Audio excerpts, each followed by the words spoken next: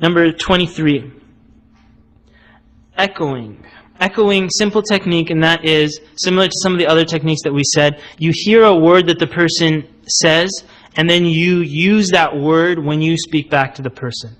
So let's say, for example, the example the author gives is that here's a car salesman, used car salesman. Someone walks in and they want to take care of their toddler.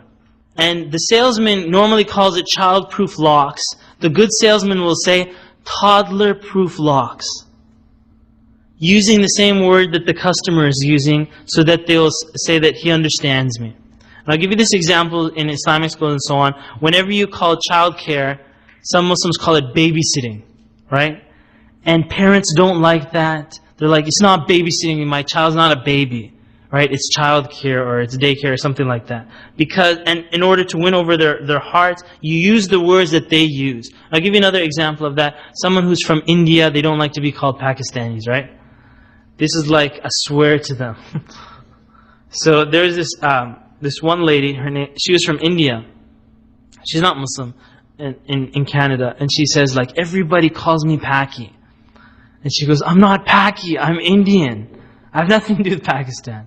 And so if someone was to say to her, for example, that, so Pakistani, she would get so offended. And if the person dares say something like, well, Pakistan, India, what's the difference? You know, that's like a major offense. And that's the key of echoing the words that they use. So someone from Bangladesh, for example, I noticed Bengalis like to use the word subcontinent. So when I would talk to them, I would use the word subcontinent. I don't even know where subcontinent is, but they like to use it. So I would say it back to them, and then they feel like, yeah, we're on the same table here.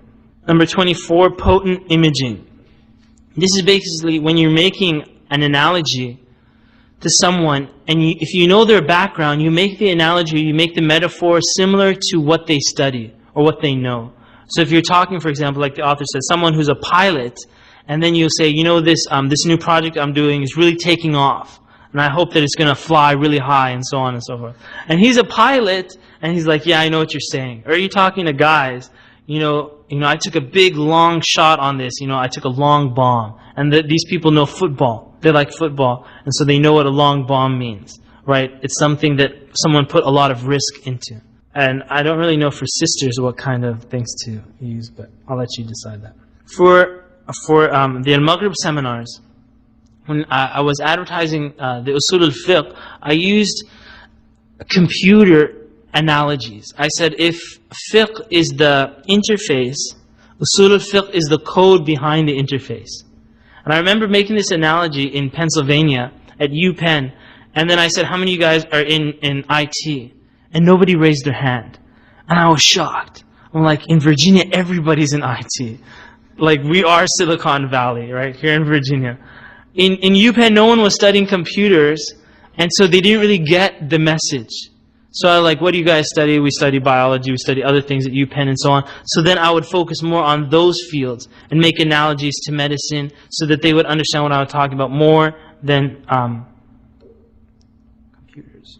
Number 25, the last point, carrier pigeon kudos. Basically what this is, if you want to compliment someone and you really want the message to get to the person, don't compliment them directly, but compliment them someone who's close to them. So for example, if someone came up to me and they said, you know what, Brother Muhammad, I was talking to some brothers at lunchtime, and they were saying how much they love this seminar. I love this seminar, right? This would mean more to me, right, because those people don't know that person was going to tell me. So it comes off sincere. What I'm saying is you can set that up. You can basically, if you want a new Muslim comes to your Dawah table or so on, or comes to your Dawah night, tell one of their friends that, you know, your friend seems very open-minded. And then when they walk out to the parking lot or something like that, that person will tell their friend, remember you were talking to such and such? They were saying that, you know, you seemed really open-minded and they thought you were really nice. And that will mean a lot to the person because it comes indirectly to them. And I'll tell you how I use this against you. Are you ready for this? For me to get the opinion of sisters in the class, If I asked you, what's your opinion of the class? Everybody said, we love the class. But the real truth doesn't come out. They would never, the complaints that they say on their way in their car and on the way home, they would never tell me that directly. So what I would do is go to the sister's husband and tell the husband, what did your wife say about the class? And she said, yeah, it was so boring. She had to go home early. All the real stuff comes out. Right? The sincere stuff, the things that she didn't know that would reach back to me. But I picked that up. And I might, keep doing that. Friends and so on. I'll say, what did your friend tell? If you notice on the survey, there's a question like that. Right? On the survey, what was your feeling of what other people said about the class? There's actually a couple of psychological tricks with that question. The question is about giving dawah to the opposite gender. You have to be careful to not get too involved with that opposite gender, because then feelings start working into the equation, and then a person might actually do haram. Like I said about someone going to give dawah and then he becomes secluded with the woman on this bicycle as they go to another village. Right? And they say this is for the purpose of dawah, which is not. And a similar question to that, someone will say, can I, they have this girl that he wants to give dawah to, and they get Ahmad Didat tapes, and they watch the Ahmad Didat tapes alone, all night long, in a secluded apartment. Obviously, it becomes zina at that point, or the person being accused of zina. And someone shouldn't go to that extreme. On a normal scale, just like normal communication between brothers and sisters, I think inshallah, if you're doing dawah, normal communication like that shouldn't be a problem. But if you see that the emotions are starting to get involved, step away. And in fact, from the very beginning, that person should be directed to other brothers, or if it's a sister, other sisters that can carry the dawah further. And inshallah, in that way, there will be more sincerity in them coming to Islam, instead of them just becoming Muslim because of the gender emotions. Wallahu a'lam. Like the question the sisters asked, suppose you're talking to Arabs, and they're talking to you with an Arab accent, you'll naturally start to speak with an Arab accent. And you see this, even English born, they even converted to Islam, they speak with an Arab accent. You're like, what happened to you? And they're like, well, I've been around Arabs so long that I now talk like them. So I don't think it's wrong, as long as it's not meant like as mocking, where they don't take it as mocking. And that someone could easily fall into that if they're and that goes with the intentions. If they intend to mock, it will come out in their voice. And they'll pick up those vibes. But if you don't intend, you're trying to copy them a little bit in their accent, then inshallah it should be okay. They might not even know that you're not one of them. Yes? The question this is just asking is basically like summed up. Can a person use their past experience of sin and explain to someone in order to win their hearts? Kind of like to be on the same mode with them, or on the same level. And it's a touchy subject because a person on one side doesn't expose their sins. So if they disobeyed Allah subhanahu wa ta'ala, and there's some serious stuff that people do, right? If someone, for example, committed zina, and then they don't go up to someone who they're trying to guide and say, I committed zina, that's kind of like major. There might be smaller things that people normally make mistakes in, and Allah Alam, I'm not going to give you the fiqh ruling, but I might just give you my experience. When I talk to people, if I had committed the sin, I wouldn't tell it to the people. And we think that we might win their hearts, but they may actually get the opposite. They're like, well, if you're so religious now and you did what I did, then I guess I'm okay. Right? They'll almost think like you're a hypocrite for even telling them to be good because you used to do these same actions. And so if a Muslim is commanded to hide their sins, I don't think they would go forward and state things like that. Like some of the things that I mentioned, like there were mistakes that I did. So I'm giving you the example, like personal lessons, so that you might benefit from it, but not necessarily going around saying, I did this and I did that, and so on and so forth. In those situations that I was talking about, like my back leaning on the woman, Allahu Alam, I don't think it was haram, because I didn't. My mind wasn't there when that happened. The teasing, things like that happened. Normally, I know I mentioned that story, but normally what I would do is say that someone did such and such. I would put it in the third person, even if it's me. So sometimes when I say something, I get really emotional about it, and people are like, are you accusing us? But actually, in my mind, I'm accusing myself. And that's why I'm getting so emotional about things. So when I give a khutbah, I pretend like I'm like two different people, the one who's speaking and the one who's listening. And I'm talking to myself. And people see that emotion, they don't realize that I'm condemning myself for the things that I did. So But normally I think inshallah it would be better to put it in the third person. Someone did this or someone did that. Anyhow, like I'm saying, Wallahu Alam, I think it should be minimized. It should be minimized. A person just doesn't go around exposing their sins and so on and so forth. Okay, Dawah project brainstorm. What we're doing here in this last section is that these are Dawah projects. Inshallah ta'ala, it's to brainstorm new projects and new unique ideas, inshallah, so that you can kickstart. And you don't necessarily have to do these projects, but it might give you some ideas for your own Dawah projects, inshallah. Number one, to teach with comic books.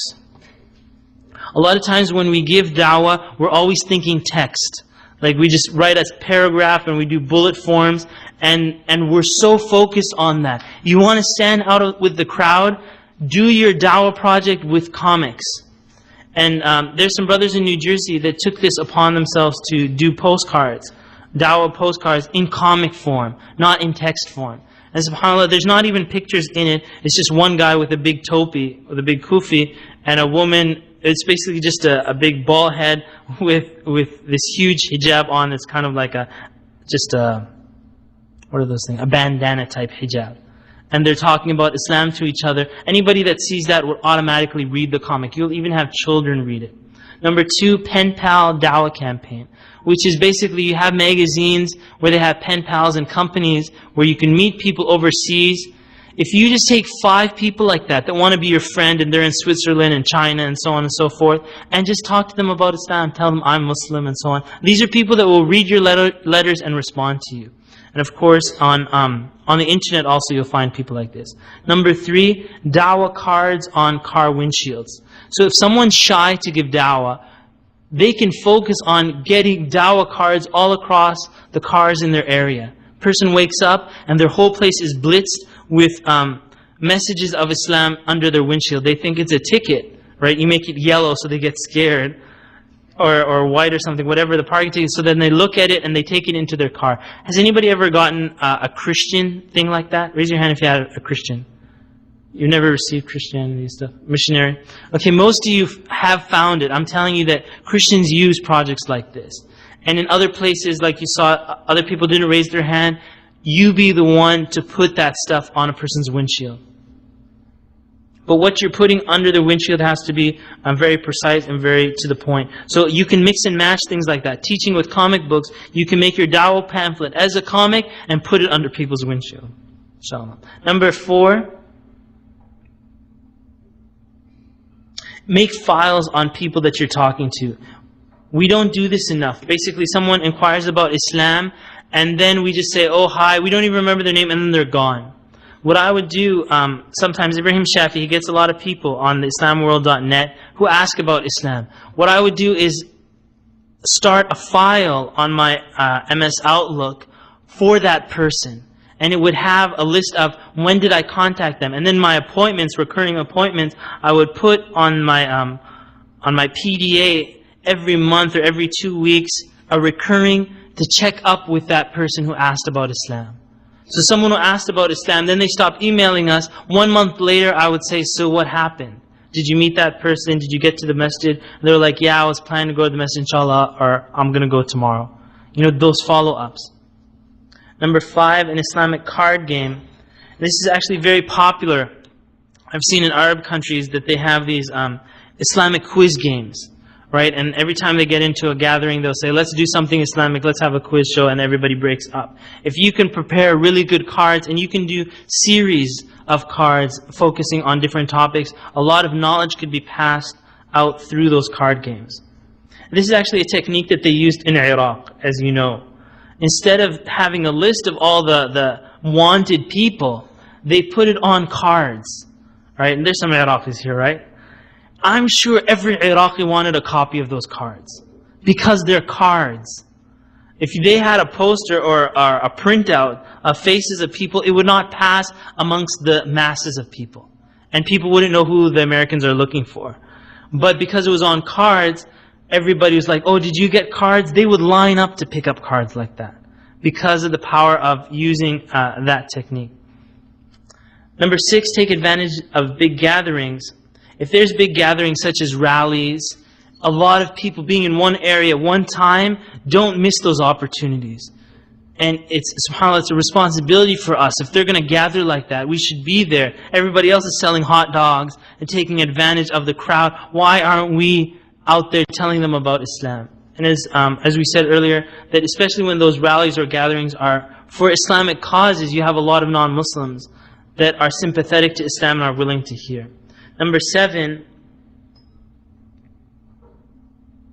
a Dawah backpack. This is kind of popular when I explained it to people that they were really interested in doing it, even mixing it with their own Dawah projects. If you tell someone, suppose you want this brother to start wearing Islamic clothes, and maybe he has all these bad t-shirts of rap stars and singers on his shirt, and you want him to wear Islamic clothes, usually what happens is that people tell him, Astaghfirullah, go wear some good clothes. And this person's problem is that they don't have any other clothes. There's nothing, this is their wardrobe. They have 15 shirts like this and nothing else, and they don't have money to buy a shirt. So instead of accusing the person, using strong fear and get out of the masjid unless you're wearing proper clothes, have a Dawah backpack. What the Dawah backpack is everything you need to be a practicing Muslim. It has good Islamic clothes, it has a mushaf, it has some itr, some perfume, it has a miswak in there, it has, inshallah, some leather socks also. The whole deal has a nice beautiful kufi. Everything is in the Dawah backpack, and even the backpack, if you get some good money involved in this, you can get really nice backpacks that have an Islamic message that all the cool kids want. I'm telling you that the youth will line up asking you for these backpacks. And we'll have all the Islamic things, and they will come to the masjid the next day dressed in their backpack gear. And all the other youth will say, where did you get this? They're like, I got we'll say the Nomad backpack, right? The Nomad backpack, everybody will want one of those. If you do it nicely, and if it's a really nice design. Same thing for sisters. Someone may go to a sister, they'll say, why don't you wear hijab? And her problem may be, she doesn't know where to buy a hijab from. It may be that simple. She doesn't have any at home, and she doesn't know where Suq al-Huda is or something like that. She doesn't know how to buy it. So what you do is you give her the girl's Dawah backpack, the Nomad-et or Hafizet backpack. It has all like the girly type things that the girls like. And I know girls like other things. SubhanAllah, girls are really professional in making loot bags.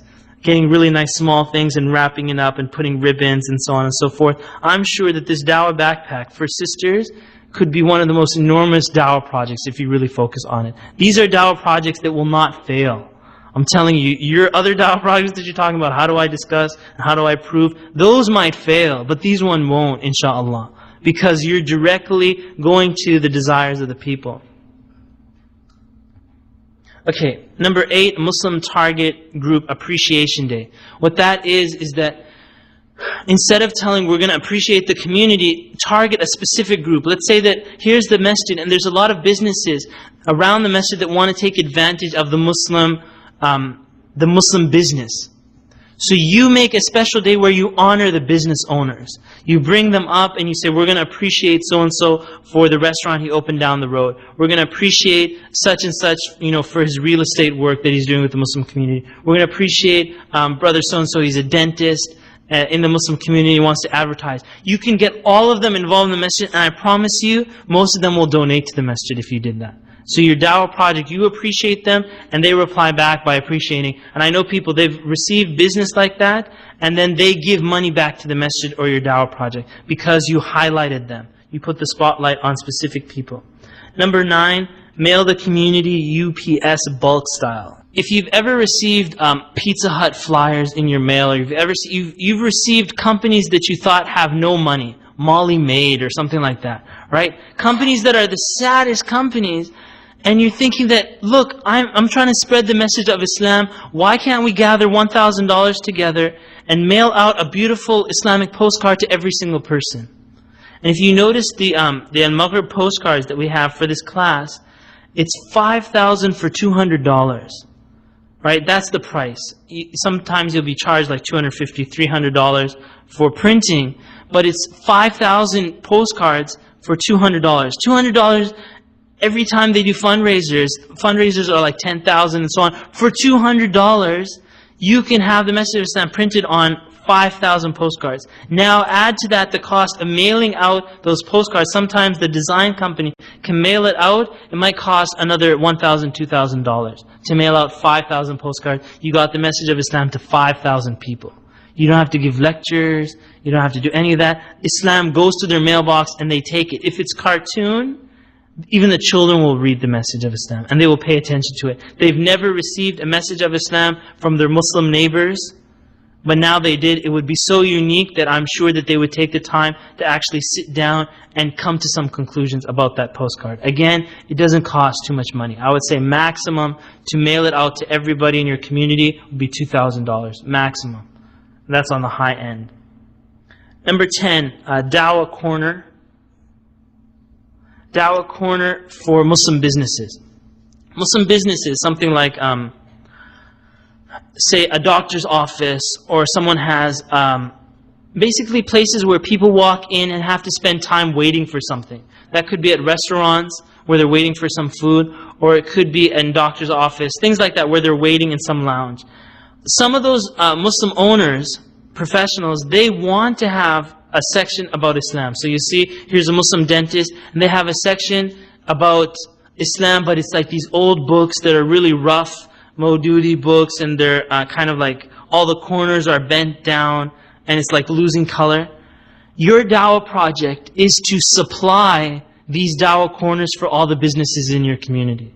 That's your only job, is to tell them, look, I see that you have a dawah corner. How would you like for me to take care of your corner? I will set it up. I will set up the booth. I will bring the latest books, the nice books, the clean ones, and I will update it every 3 months. So they have tapes and they have books, and anybody that comes in will find the latest information. Those Muslim businesses would love to have it, and then the professionals will tell their professional friends that, hey, you should contact this person. He can set up a dawah corner for you also. So your focus is on the Muslim businesses. Next dawah project, target group dawah and business newsletter. What this is basically, you have people in your community, let's say, this is another dawah project that will not fail. Okay, are you ready for this one? Have a dawah project that helps people get married. A dawah project that helps people get married. A matrimonial type of dawah project. If it's successful, people will migrate to your dawah project. They will come in from far, they will come from overseas because they find that you're successful in helping the Muslim brothers and sisters get married. Let's say you make a newsletter target group. It's called the Muslim Singles Newsletter. Instead of just saying the Muslim community news, who cares about the community news?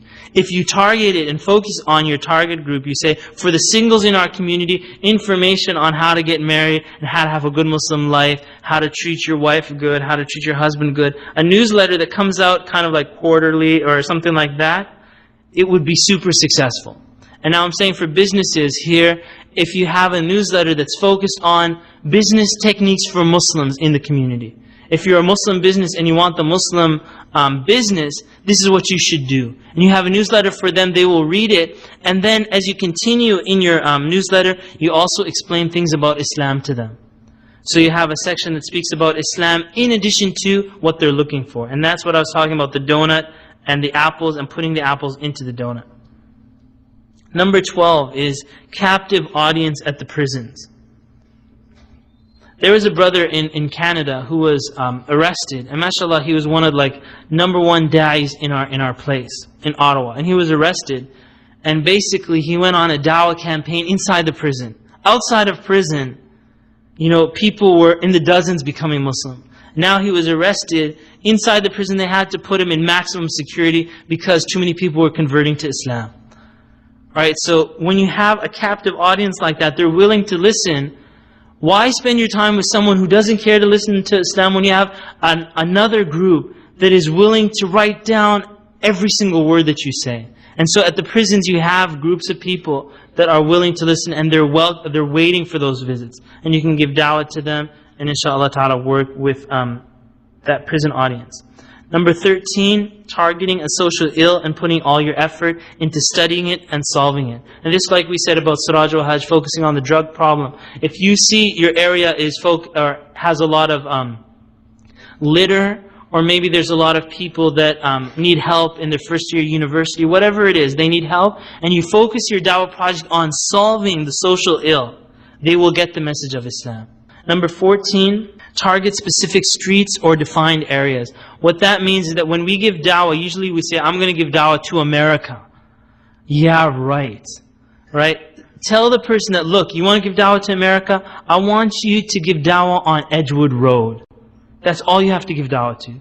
You're not responsible for anybody except the people on this road. When you make people responsible for specific houses and for specific people, then they're more focused on that. And you might actually have a competition going between, if you have a Dawah group and there's more than one person working on their Dawah, tell them, you're responsible for these 5 houses and this person is responsible for those 5 houses, to make sure they get the message of Islam. When people are focused on target areas and target groups, they're more successful than just making it general. Because a lot of times we have our masjids and the people down the road from the masjid have never heard about Islam.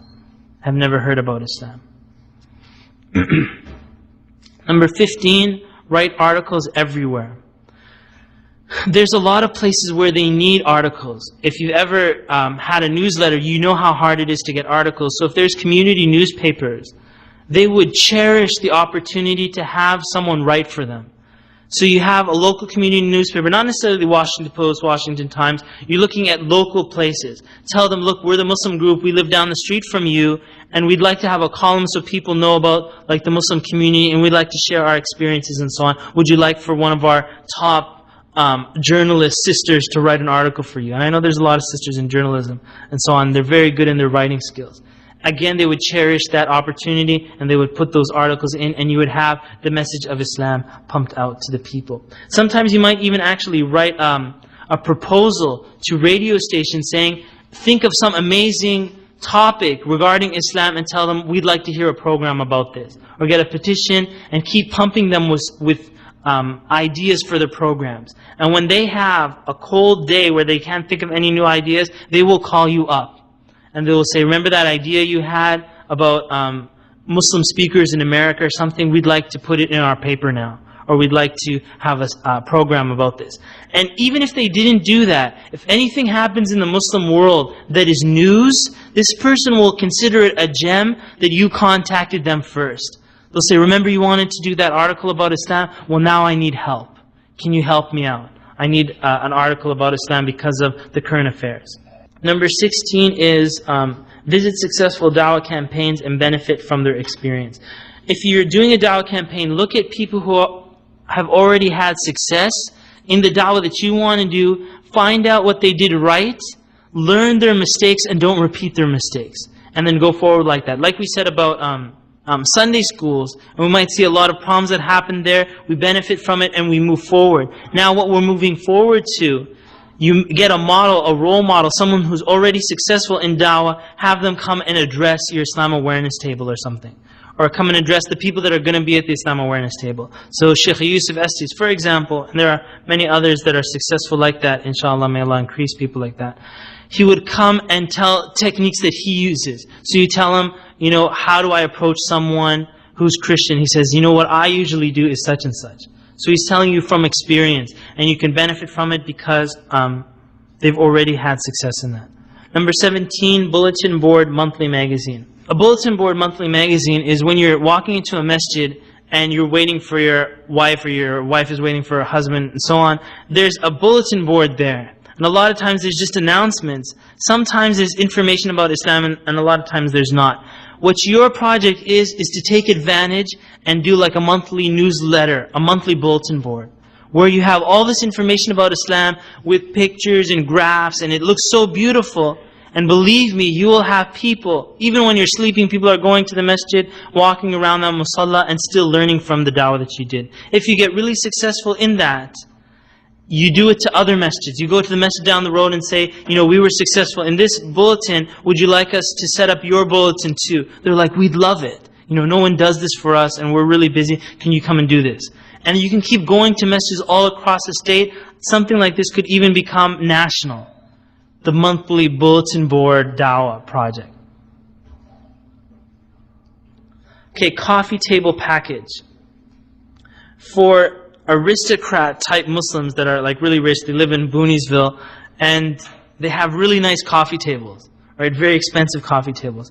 They might have some books about Islam or they might not. You make a package of expensive books about Islam and you package it in such a beautiful way that it looks beautiful on a coffee table. So here's a picture album of Mecca and Medina. And I think you may have seen that book. It's really big. You open it up, really beautiful pictures.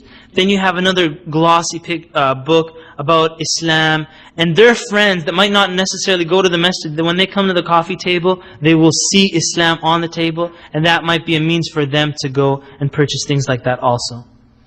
And when you want to give dawah to someone like that, when you want to give dawah to someone, if that's their class, maybe they're really wealthy, bring them gifts or get them to purchase stuff that is expensive. Something that they'll be proud to have and to show off to others. Because when they do that, if they show it off, and actually I didn't mention this technique, but the technique with the mala, when I would go for Hajj, I would go for Hajj with a group that was very wealthy. They used to pay 6,000 per person for their Hajj. I know you're thinking of 2,300, 3,000 Hajj packages. These people were paying double that. So 6,000, and they would come with their whole family. They would come like with 6 family members, their wife, kids, their wife. So they're paying for everybody, and it's not a problem. So a lot of wealthy Muslims, they were coming in this Hajj package that I was in charge of. If I got up and started giving them lectures like, you're wrong, you don't know anything about Islam, what do you think they would do? They would shut their ears and not listen. So this is what I would do, my technique with the mala of the Muslims. At dinner time, sometimes even before the lecture, I would go and explain the Battle of Uhud or things that we were going to see tomorrow to one of the people. Someone that is kind of the mala amongst the mala, I would explain to him. And then when the lecture begins, like let's just say his name is Dr. So as a default, Dr. Chaudhry, if I say like, at the Battle of Uhud, why don't I let Dr. Chaudhry explain it to you? So Dr. Chaudhry, I've just explained it to him. So he stands up and he explains it to the people. And they're like, wow, I didn't know that. Because he's one of their own. So I use the mala against the mala. You see that? And this is what we're talking about when we're talking about coffee table. It actually goes further than that. Somehow get them to be proud to show off that they're Muslim. This is something that Amr Khalid, Hafidahullah, he's a speaker in Egypt. He gave his dawah, he was targeted on rich Egyptian families. And he would give the lectures in their homes. And so the coolest thing was to tell your friends that Amr Khalid was coming to your house. That was like the big party bash. Is that Amr Khalid's coming to my house, he's going to talk about Islam, he didn't come to your house. And then all their friends would come, and so all these rich Egyptians, after the lecture they would go, can you come to our house too? We have friends, please. Because that was their status symbol, was for Amr Khalid to come to their house. And so Amr Khalid went to the level where he was giving lectures at the Ramada Hotel and so on. In Egypt, really wealthy group of people that were listening, but when they accepted Islam, then automatically people underneath them that were looking up to those kind of mala people, if they're going to accept Islam, then the whole herd goes in that direction. Number 19, free CD dawah. If you've ever given flyers to people, usually they'll trash the flyer if it's not done properly. But the CDs aren't too expensive. So instead of giving out flyers, give out CDs to people. They will not trash it. And SubhanAllah, one of the points coming up at number 22 is don't forget the truckers. If you were really serious about giving dawah, you could go to a truck stop and give free CDs about Islam to truck drivers. And they're listening to the radio, not too much to listen to. This is like shock. Someone gave them Islam and terrorism or something like that. They will listen to it in their truck. You'll have people for sure listening to the entire tape if it's done properly. Right? And that's about giving free CDs. On an Islam awareness table, you might want to think about that also. Try to get some funds to get a whole stack of CD and just hand it out to people.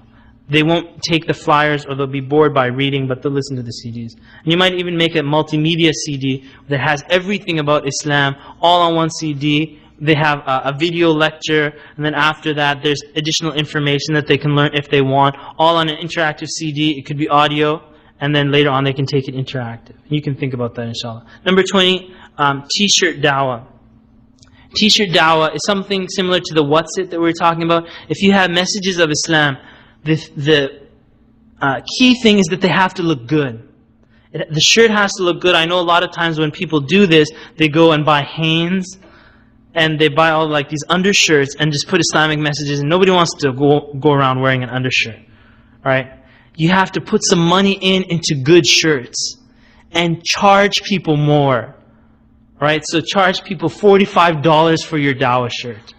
Right? Not the $9, $5 shirts. I say scrap it. Go for the $45 shirts. And if you remember back when I was talking about the soccer shirts, did I tell you about the soccer shirts? The ones that said that the Saudi soccer shirts? Those are $75 t-shirts. Right? They're $75, maybe even more than that, but everybody wanted to buy it because it was a soccer jersey.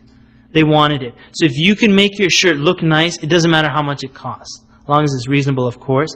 And the more that they pay for it, the more prestige they will have in wearing it. So they paid $75, they're walking around, they're like, this is a $75 shirt. You know, and they're proud of it.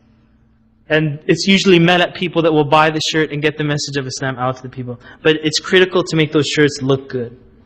The example that I found of, and I will refer back to the nomad camps. The nomad camp shirts, you guys are wearing it, but those aren't the shirts I'm talking about. The other shirt that I saw the young youth at Dar es Salaam wearing was, it's a black and white shirt, and just in big letters it says nomad. Right? You have a shirt like that? Just in black and white, just in big letters it says nomad, and has the organization in small underneath it. And these kids were walking around like a gang.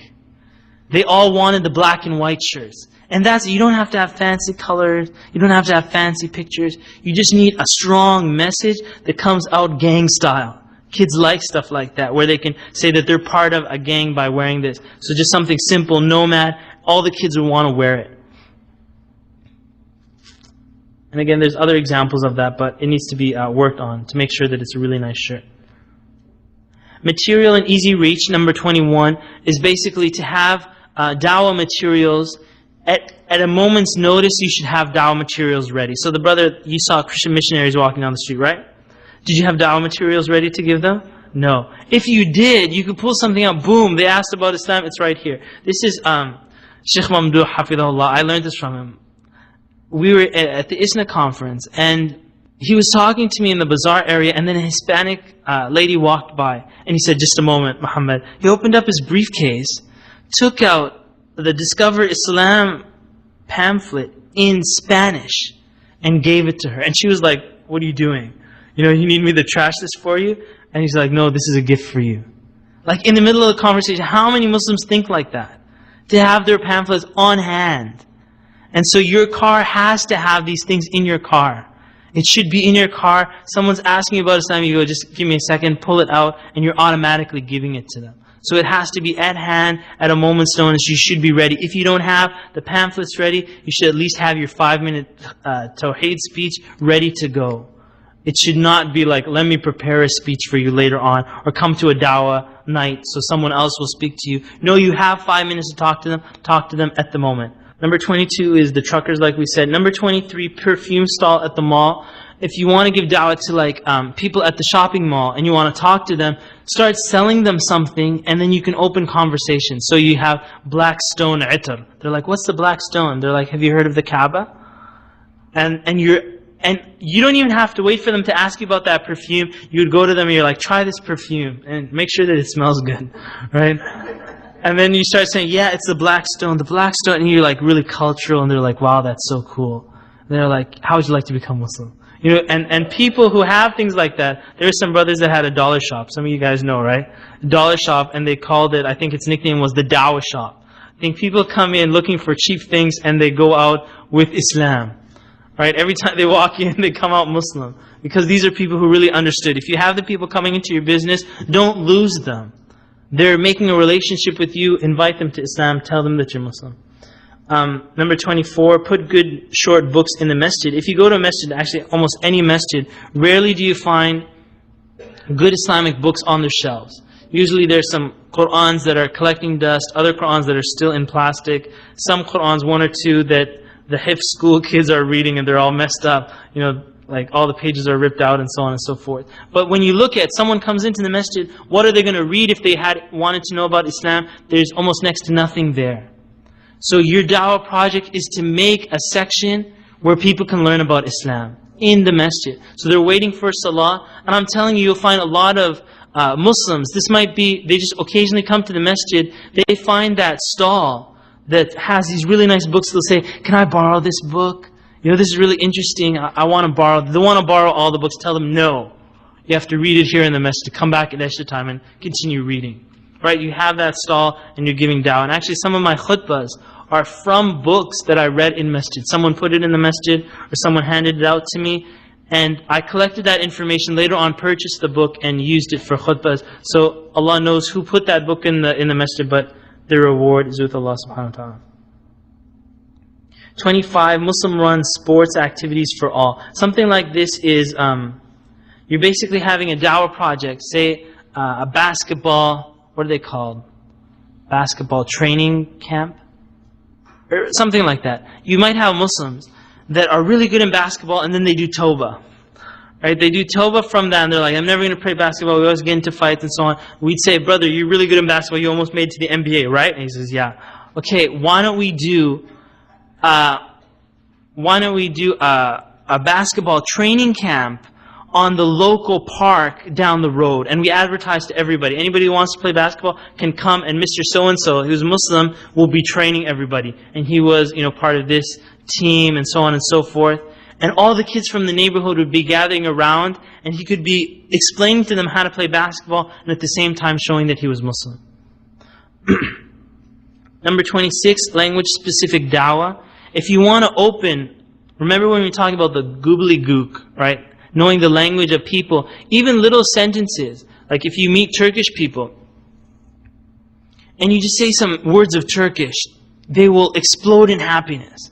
And in Medina, a lot of Turkish people come for Ramadan, come for Hajj. And we would break iftar with these group of Turkish people that don't know anything except their language. And after we break iftar, I would turn to them, smile, flooding smile, and then I would say, Afiyat olsan. And then they're like, whoa, the big hug. They start talking Turkish to me. The whole conversation, like roller coasters from there. And I don't even know what Afiyat olsan means. Right? And I would tell them, no, Turkish, mafi, ma'arif. You tell them, but subhanAllah, just learning a few words of someone's language, and even knowing the cultures that are in your area, learning some key words, you open the doors to speaking to them. Language-specific dawah. If you're giving dawah to Hispanic people, you might get someone who is Hispanic himself or herself to talk to them in their own language. You're giving dawah to another culture, you get people of that language. The Christians do this. They'll get like Lebanese Christians or something else. And they will go door to door looking for Arabic names, knock on the door, and immediately start speaking Arabic. Kif halik, min wain jiti. She's talking in Lebanese, but she's Christian. She's Christian and she's talking to my mother, she's talking to someone else's mother. And because of the language, the door is opened. If it wasn't for the language, the door would have been closed. And it's key to using that language-specific dawah. Number 27, do everything professionally. If you ever design something, when people do things for their own companies and their businesses, they want everything to be perfect. But when it's Islam, everything is last minute, just get the flyer out, announcements, and there's not special attention paid to the things. So if you're doing a project, make sure that everything you do is designed properly and it looks good. You have to say to yourself, does this look good? And if it doesn't look good to you, it won't look good to other people. Make sure all your dawah material looks nice like that. Number 28, work a big social gathering. There's books written on how to work a group. About how to walk around making contacts, shaking hands with people, introducing yourself. You're basically at the gathering, you're not eating dinner. Eat at home or eat before you go or eat after. During the big gathering, spend your entire time going around speaking to people about Islam. That might be someone who maybe they entered into Islam, their family's having a family reunion. All their uncles and aunts and cousins and second cousins are all going to be there. This Muslim who's part of the family can go and work the entire gathering, telling everybody, oh yeah, I became Muslim. They're like, you became Muslim? And they're like, yeah. And they would go around the entire group like that, giving da'wah to everyone. Number 29, network new Muslims. This is the point that I mentioned about if someone becomes Muslim, like we said about that person in Toronto, downtown, used to be a drug dealer / pimp, and then they entered into Islam and they have all those connections still, you network with someone like that. They're now Muslim, help them and assist them in giving da'wah to their people, and you don't necessarily have to do everything yourself. And you might have your whole da'wah project in taking care of all the other da'is, taking care of specific da'is and giving them what they need. Number 30, a one God themed sportswear. And this goes back to the t-shirts, but it's about making sportswear that has a cool theme to it. And if you can get that cool theme going along in these shirts, and there's a lot of theme shirts. You have the no fear type shirts. You guys remember the no fear? It says no fear, and then there's different quotes on the shirts, and people run out. If you can get a theme, a line of shirts that has a similar theme, then that message could pass to a lot of people, and a lot of people would be asking you, can I wear that shirt, or where do I purchase these shirts from? Number 31, last week's khutbah summarized on cards, because a lot of times the speeches that are given are just forgotten, so your duty is just collect that information, put it on a nice card, print out these cards, and after Jummah, the second weekend, hand it out to people as they walk by. Inshallah ta'ala, I'm pretty sure people would wait to see that summarization, and they would get to review the information that they learned from last week's khutbah, and inshallah it'll be a means for them to increase in knowledge. Number 32, advertise your anti-social ill campaign in apartments. And that was the point, like suppose you're trying to fight the littering problem or the pollution or so on in your community, you can put advertisements like that up. Like help us stop the litter, or help us do this or do that. And then you show to the people that you're Muslim and you're working to stop the social ill. Number 33, free dawah CDs in the masjid. And this is basically a khatib or someone, really good speech. You get 100 copies of that speech and you give it out free after salah. And I know some people that do this in Houston, and they distribute, I don't know, in the thousands every Jummah, because it's so popular. And they're giving out really heavy dawah tapes. Every time people come for Jummah, they're expecting to get those tapes as they go home. And it might actually lead them to purchase big album cassettes, and a lot of dawahs happening like that. And you can get funding for that. When Muslims see you handing out tapes for free and they see people benefiting, they'll drop you a 500 and they'll say, this is for next week's tapes. Then someone else will come drop you 1,000. And when they see you working, you build it and they will come. Don't try getting funding before you do any action. Build your dawah project, and then, inshallah, if you do it properly, people ask you, how can we take part in this dawah project? They'll be asking you, can we donate? Which is great. Number 34, give dawah to dawah volunteers. Again, this is about how we forget people who volunteer. And subhanAllah, at some lectures, when they're really big, you see the security brothers and sisters, the whole time they're out in the parking lot or they're doing something else, and they never get to hear the message that was given. And so your dawah project can be focused on making sure that those volunteers are nurtured and they get stronger. And you can make programs just for them, and outings and so on and so forth. Number 35, a fatwa box in the masjid. A lot of people might not get the chance to ask the imam. If you have this box, maybe on the masjid bulletin, you have the question and answers up there on the board. That way, people can benefit from other people's fatwa. What I do is on the message board. If someone asks me a fatwa by email, I would say put it on the message board so that other people can benefit from it, from the question and from the answer. Because you don't just necessarily benefit from your question, you also benefit from other people's questions. Number 36, a joint Friday halaqa with different masjids. Let's say, for example, here's the Adam Center Halaqa, and here's the Dar es Salaam. What if one of the imams at Adam Center says, tonight's Halaqa is going to be in College Park? It would be an enormous change for the people, and they're saying they're preparing dinner for you, and so on and so forth, and we're all going to go together. And we're going to carpool, go to Dar es Salaam, and we're going to go to the Halaqa over there. Brother Safi's giving the Halaqa. Then Brother Safi says that, we're welcoming all the Adam Center people. Then there's like an icebreaker, and then he says, next month, the Dar es Salaam Friday Halaqa is going to be at Adam Center. It's going to be a joint Halaqa. And actually, to make it even more special, have the two imams giving the Halaqa together. And we used to do this in Canada before. There would be an Arabic halaqa, an Urdu halaqa, an English halaqa, and once a month or so on, there would be the English halaqa makes dinner for the Arabic halaqa.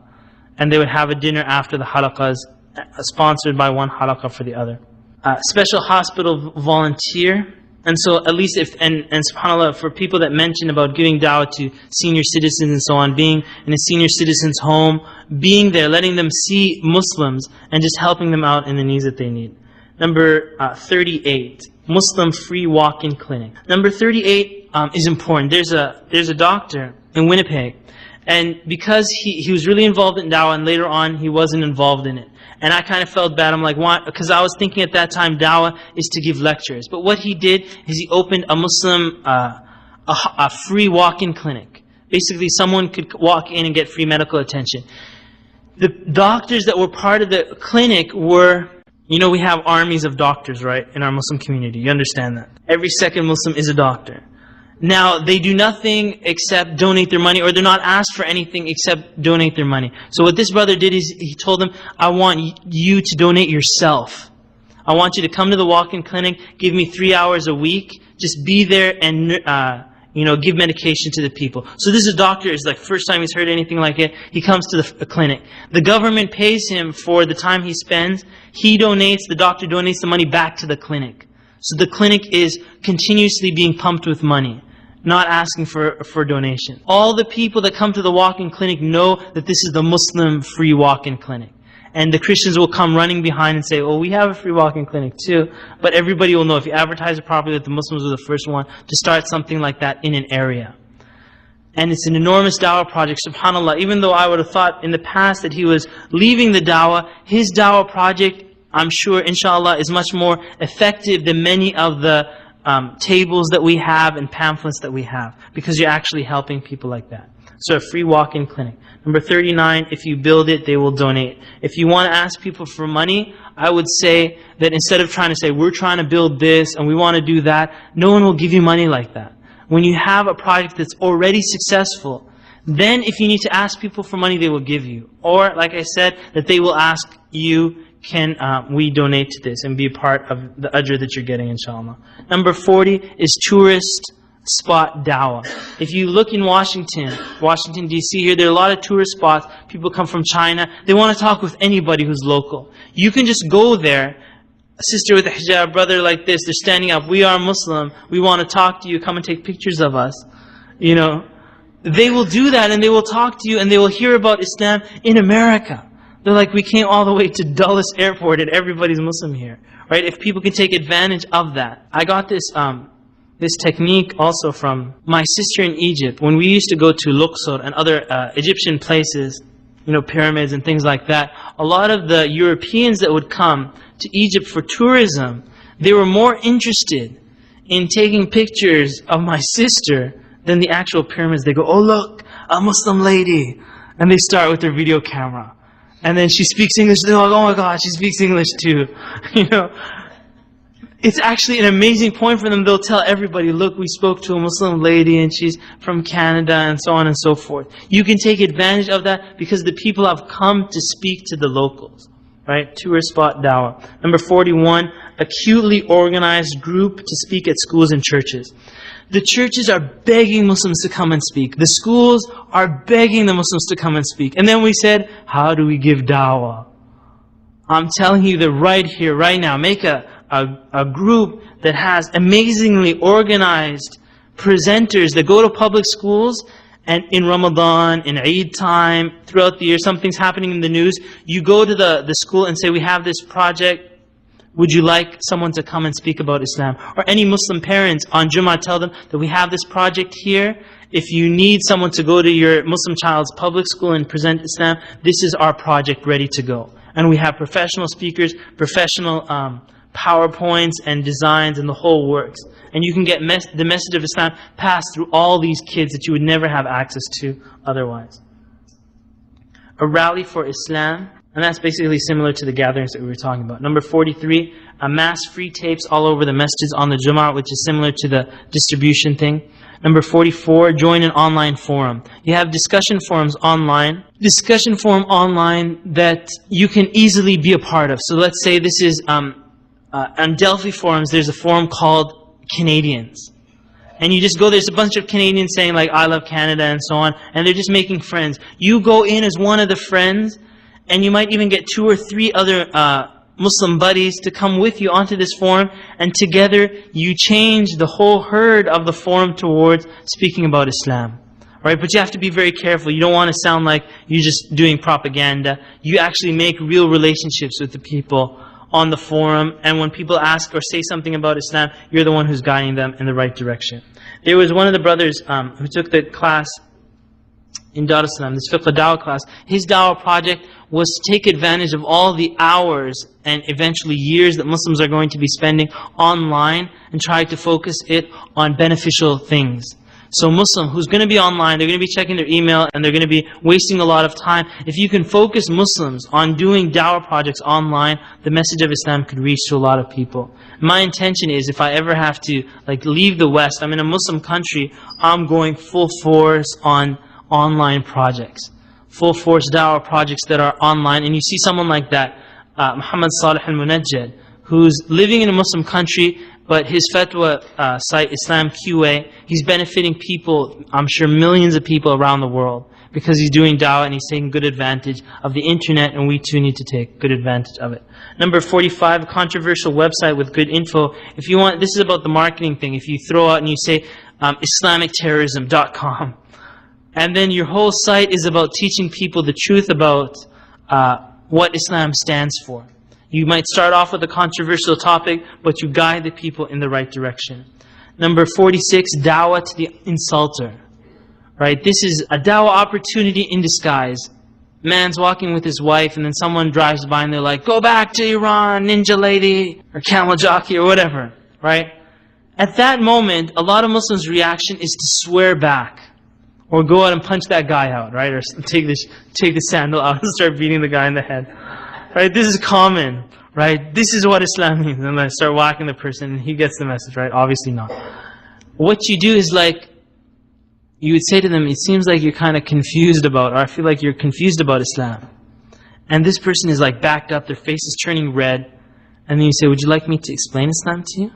And then you take 2 minutes, your 10-minute speech summarized into 2 minutes, tell them the whole message of Islam in 2 minutes, and even invite them to become Muslim.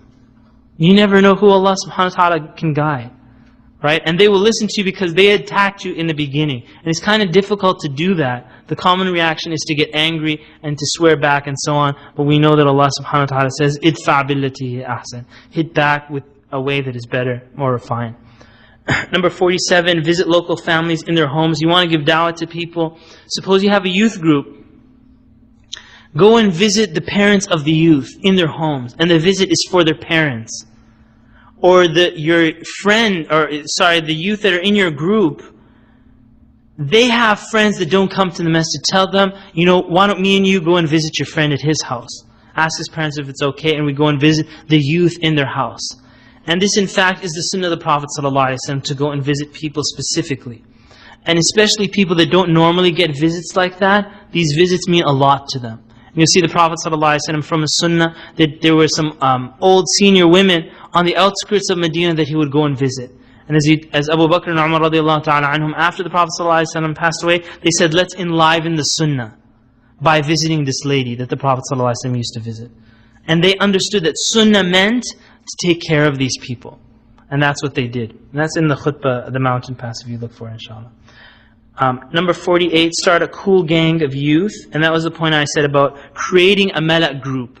You just gather 4 or 5 people together, give them certain benefits, like take them out in your car, make them seem really cool to others, and then use them to guide the other kids. Number 49, start a dawah trust fund. What this means is like a waqf. A waqf is like an endowment, a project. That, let's say that here is the lemonade stand. Any profits that come from the lemonade stand will go to the dawah project.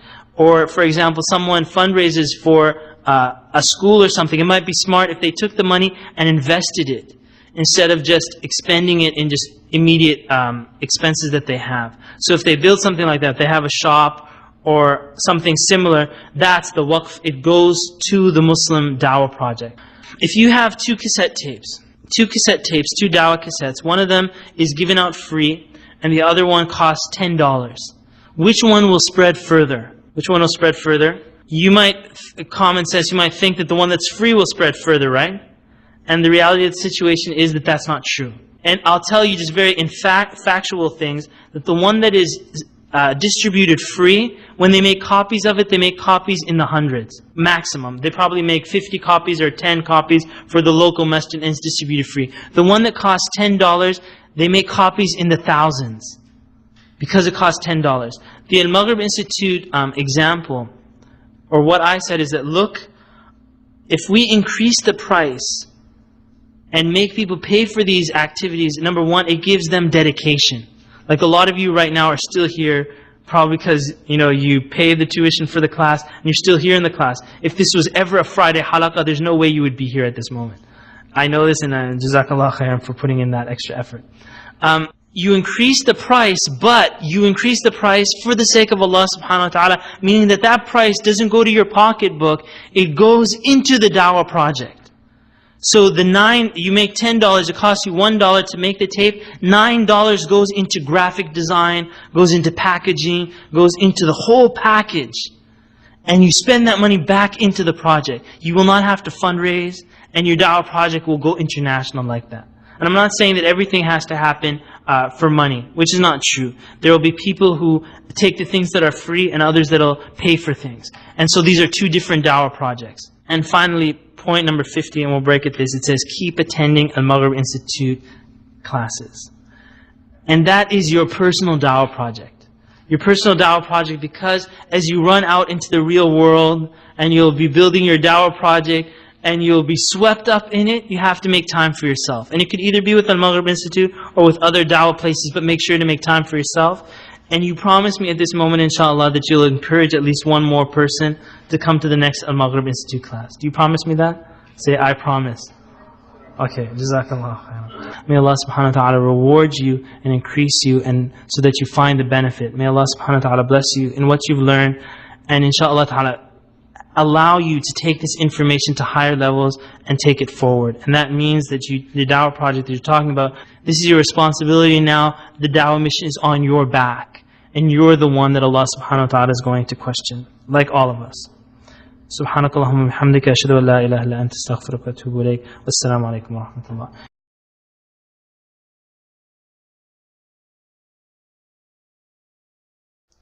Okay, this is called the ABCs of speech writing, and this is in fact ABCs for article writing. As we go through this, the ABCD, if you're familiar with Reader's Digest articles, then you will notice a trend happening, because Reader's Digest uses this a lot. Okay, so A is arresting anecdote. When a person begins a speech, they have to immediately capture the attention of the person that they're speaking to. You'll see in many khutbahs, the person will begin, it's boring, boring, boring, and towards the middle or towards the end, the khutbah starts getting exciting. Right? You've been to many khutbahs like that? And then you say to yourself, if only, like you just woke up when it started getting exciting. Had this person rearranged his khutbah by making the exciting stuff, at the beginning the person would have been awake from the very beginning, and would have been connected. And so this article you have as an example is talking about the healing power of touch. So someone will start off, this is how like the Reader's Digest articles, they'll start off like, it's 2 o'clock in the morning, John wakes up and he's doing this and that. It's a story. And you have here a wife that doesn't want her husband to touch her. Another story, boy starts crying when his father suddenly touches him. So you're immediately engrossed in the story and you want to find out what happened there, what's the difference, and so on and so forth. B is the basic problem.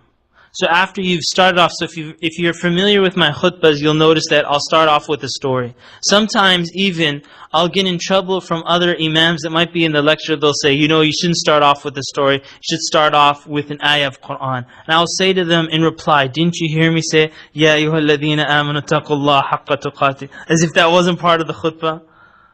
But they go, no, we mean like this, like the real part.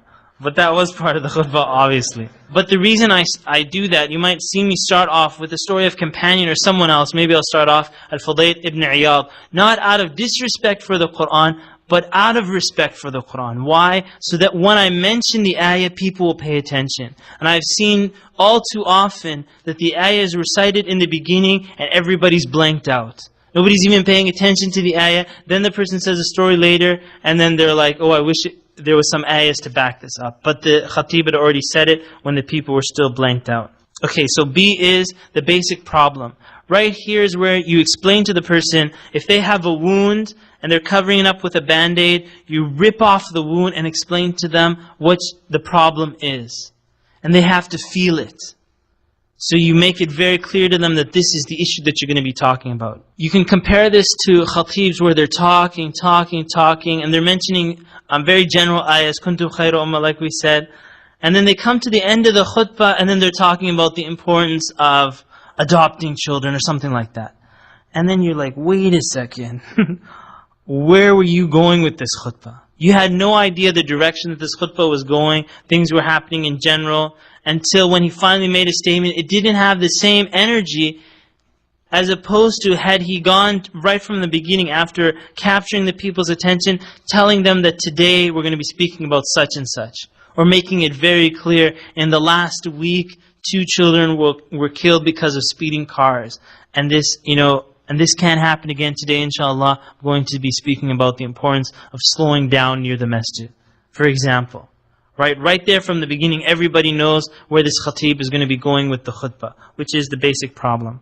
So that's very clear. You don't want to use flowery words also. I know a lot of people when they speak, they open up a thesaurus and they try getting out these amazing, super huge words. And nobody understands it. Even the guy who's speaking doesn't understand it. And nobody gets the message. But a real good speaker, a real good writer is someone who can use basic words in a profound way. That's the essence of good writing. And I know when I was growing up, good Muslim writers were the ones that wrote books that no one understood. And everybody's like, wow, this is such an amazing book. I didn't understand anything. And the Mala was doing this to us. They were telling us that these are the good books. Until one day I said, wait a second, I just read 200 pages and I didn't gain anything from this. And my life's too short for that. And actually, I'll just give you this point. When I read a book, I mark points on the book. So if I read something amazing, I'll put APOI on the book. If it's super, super amazing, I might put gem. And if it's more amazing than that, I might go to the back cover and start writing down how I'm going to apply this to Al-Maghrib Institute and my audio company, all of that. So then when it comes for the time when I do a khutbah, and someone says, where do you get those amazing stories from? I go to these books and just ruffle through the pages, and every time I see gem and APOI, I just pick that up, and it automatically goes into the khutbah. Automatically. I don't even spend seconds to get those stories, because it's past reading that is just applied. And if you ever read a book and you're making no notes on the side of the book, then you're going to have to reread it at some point if you actually want to use what you're learning. So C is concern the reader or concern the listener. This is the point where you tell the person what's in it for me. If you've heard some of my khutbahs, I might say something to the effect of, you're probably asking, why does this concern me? You're probably asking, why does this concern me? If you don't get that to the people, then they will not listen to you. And I'll say things like fundraisers.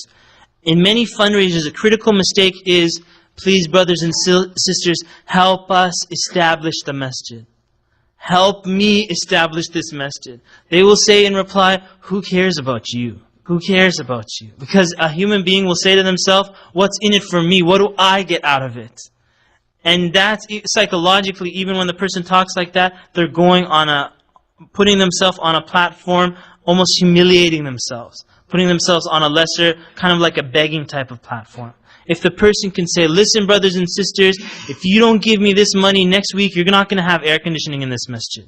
You come for Jummah every week, I know you have to do Jummah, you're going to sweat it out unless you collect $1,000 right here, right now.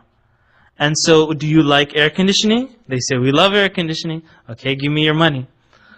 So now they're saying, And the person who gives has, in fact, he's concerned, it concerns him specifically, he's going to be able to gain the reward of everyone in the masjid being cool during Jummah. He can physically see it.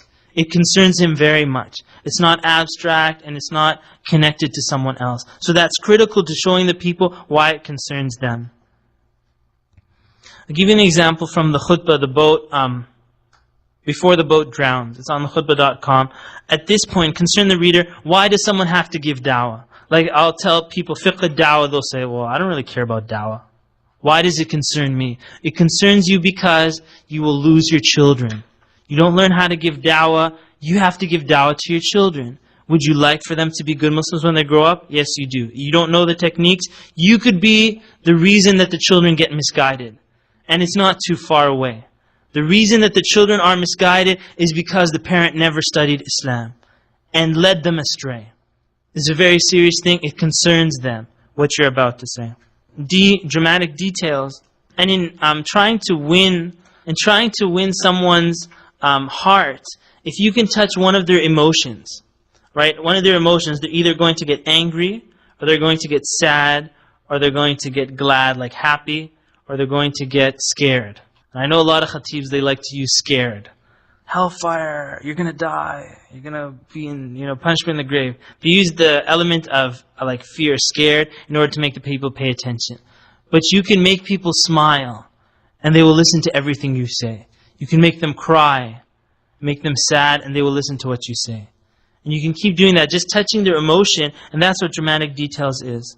If you can touch any emotion, then you have a chance to guide them. And that's when telemarketers talk about that, they say a cold call and the opposite, like a warm call. Warm call is after you've touched some of their emotions and then you go for the final sale, they will take it.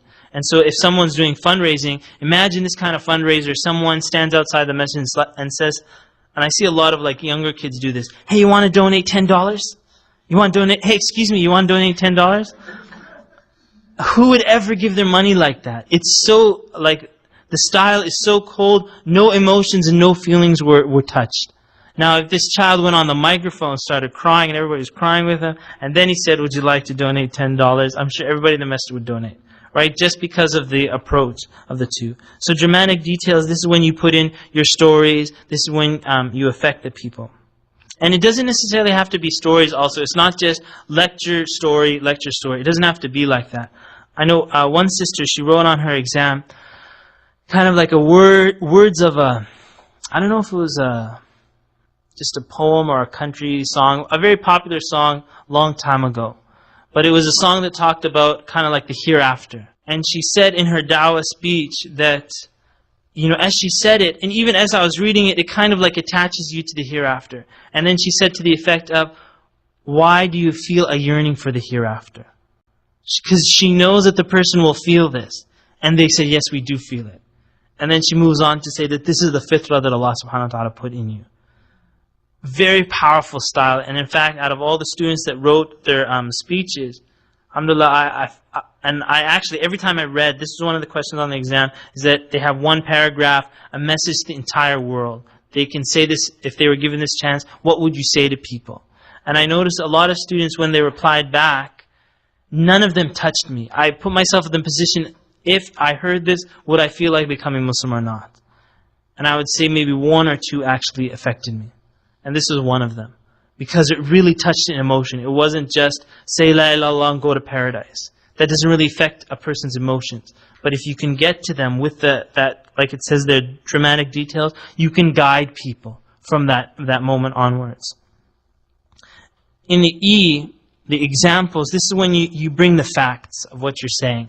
So if you're telling people, for example, alcohol is something bad, and you're going through the problem, you're concerning them, dramatic details, now you start backing it up with facts, where you start giving the statistics. So if someone says, for example, TV is harmful to the Muslim community, now examples are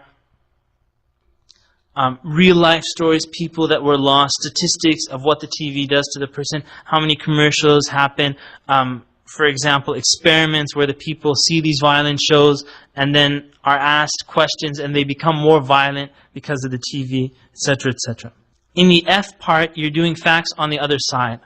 And one brother, he wrote this in the Dar es Salaam class. He said, one of the things I liked most about the Al-Maghrib class is the ability of the teacher to answer my question before I asked it. Now you imagine that, how cool that ability is. Inshallah, you have that ability too, inshallah. When I speak, or if I'm speaking, in my mind, you'll see me easily get distracted because I'm thinking of a lot of different things while I'm talking. One of the things that I'm thinking of is I'm looking at your reaction. I can tell if you understand what I'm saying or not by the way you're reacting. Now, whenever you speak, say to yourself, what is the counter argument to what I'm saying? You should already have the counter argument prepared. If you have the counter argument prepared, in F, you present the counter argument. You left the other person with no option to argue with you. I'll give you an example of that. A very popular example is speeches that are given about the dunya. And the speaker will go on and on about how the dunya is evil, and you should stay away, and example after example of the Sahaba and how they ran away from the dunya. Are there any questions? One uncle will always raise his hand and say, but shouldn't Muslims be good in their professions? Shouldn't they do good in their education in their university? And then the speaker will go, yeah, well I meant this and this and that. What was the speaker's mistake? He missed F, which is facts on the other side. He missed it. And because of that, he gave a misunderstanding to the people. They didn't really get the full message. So what this person would do, if he's giving a lecture about the dunya, and then he comes to the point where he says, but don't be mistaken, there were people who excelled in the dunya and used the dunya for the hereafter. And then he gives examples of Uthman radiallahu anhu preparing Jaysh al-Usra, Uthman doing this, Uthman doing that, radiallahu ta'ala anhu. The opposite. And shows how a person has to excel in their dunya so that they can please Allah subhanahu wa ta'ala. Then at the end of the lecture, the uncle says, MashaAllah, that was a beautiful speech. I have no more questions and no comments. Right? That's the facts on the other side. If you're talking about tawheed to someone, trying to guide them to Allah Azza wa Jal, they will obviously have misconceptions in their mind. So if you can hit them with the misconception before they ask it, then they have no more argument against you. And usually they only have one or two arguments to present. Either they're going to attack you on the women's issue, or these days they're going to attack you on the terrorism issue, and so on and so forth. If you can present that before your lecture is over, you'll leave them with little to say after that.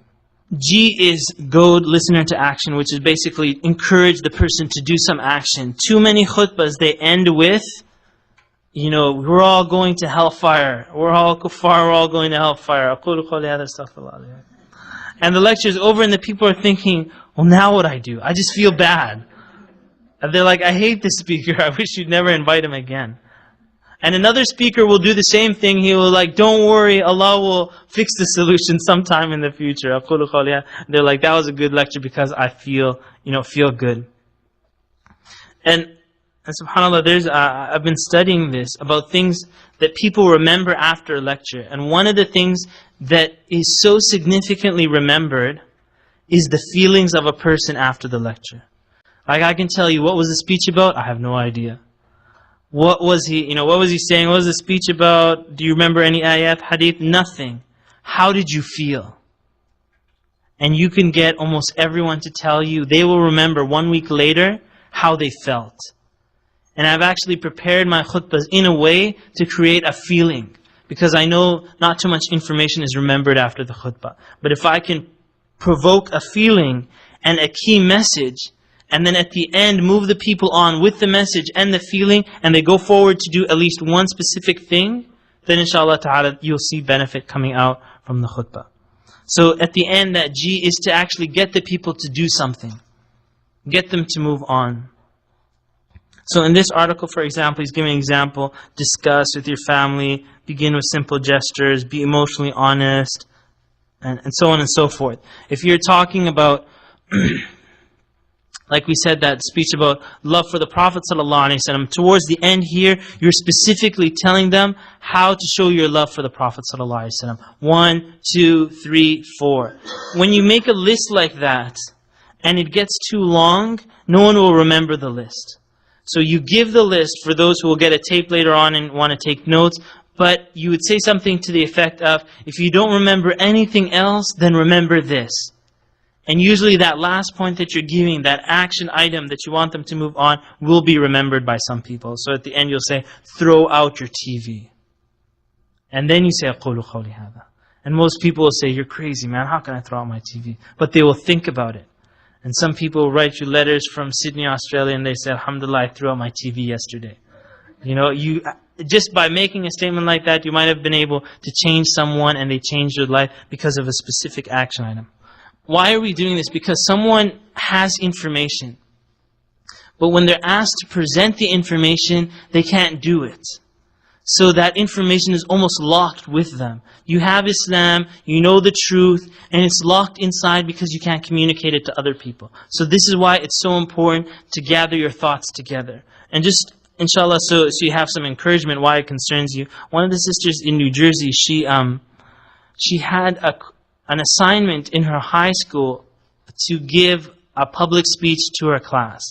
And so instead of taking the teacher's notes, she took her Al-Maghrib notes, and she went through the ABCD. And I'm telling you, even in speech classes, they don't have this template. Because this is my own research. It's not coming from their speech writing classes.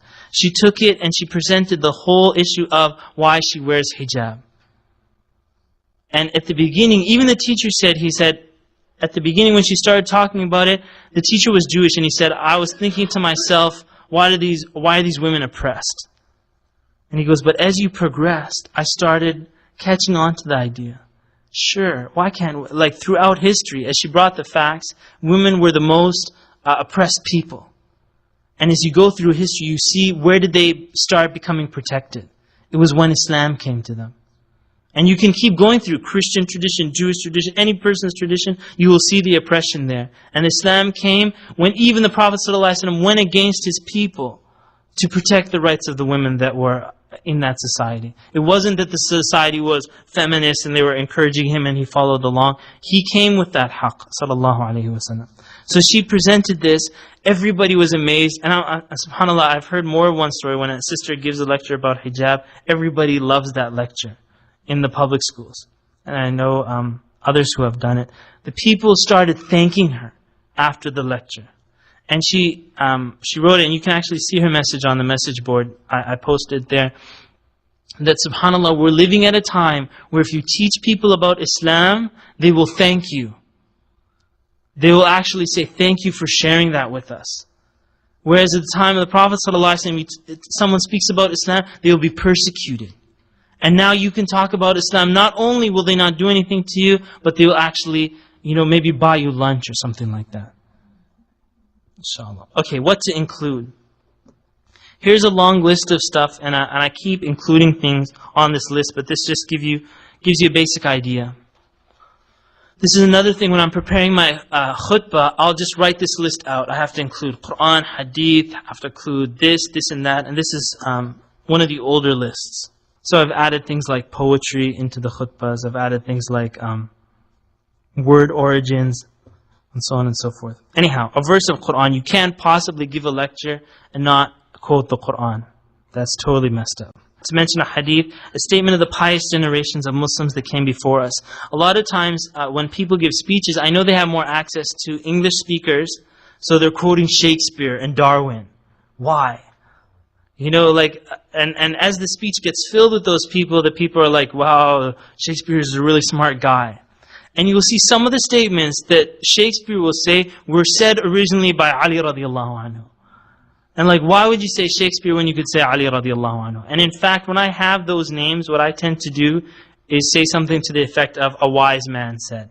I won't even mention them for the purity of the khutbah and the speech. To not even include their name in it. And if someone wants to know later, I'll tell them. Something in point form. 1, 2, 3. When you do something in point form in your lecture, it gives organization to your lecture. The person actually thinks, wow, you prepared this lecture. Instead of just talking. You say, the first point is this, second point is that. From my experience, the best list, if you really want people to benefit from it, is 2 points. Point A, point B, and that's it. When you go to point C or point 3, they've forgotten all 3 of them. And the best list, of course, is just 1 point, but then it's not a list after that. Okay, a quote from a non-Muslim source, after saying what I said about quoting the ulama, quoting the sahaba, quoting the tabi'een, you can still put in the non-Muslim source for those other people in the audience. You have some people, they go to university and they're coming to the masjid and they're always saying that, the Maulanas, they're not up to date with reality and society. All you have to do is quote one non-Muslim source and they'll think you are up to date and you're educated. Just from one quote. You can totally convince them that you're well-read and so on. So you don't put too much of that, just one. Statistics of some sort. Statistics also gives credibility to what you're talking about. I know a beautiful statistic that Imam Siraj al-Hajj mentioned was in his lecture about diseases of the heart. He said the number one cause of death in America is heart disease, which is a statistic, beautiful beginning. And actually that was his beginning, arresting anecdote.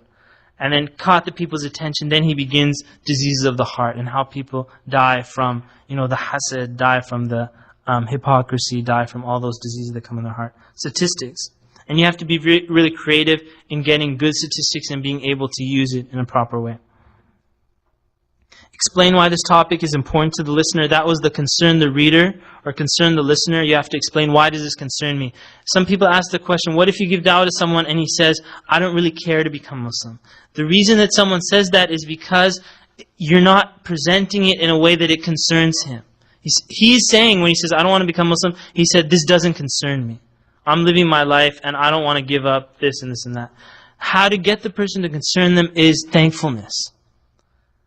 And they even know that the path to happiness is thankfulness. These motivational speakers and so on, they keep telling the people, you got to spend time being thankful to God, or to nature, or to whoever is in your society, and so on and so forth. And so you might say something to the effect of, have you ever wanted to be thankful? Who are you thankful to? And the person will say, I'm thankful to God. But how? You can pass them, because for sure the people have spent times that are like, thank God for that. Oh my God.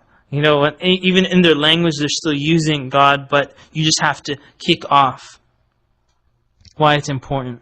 And you can keep going from that. Don't just take what I'm saying. Think about it and think of your own strong ideas.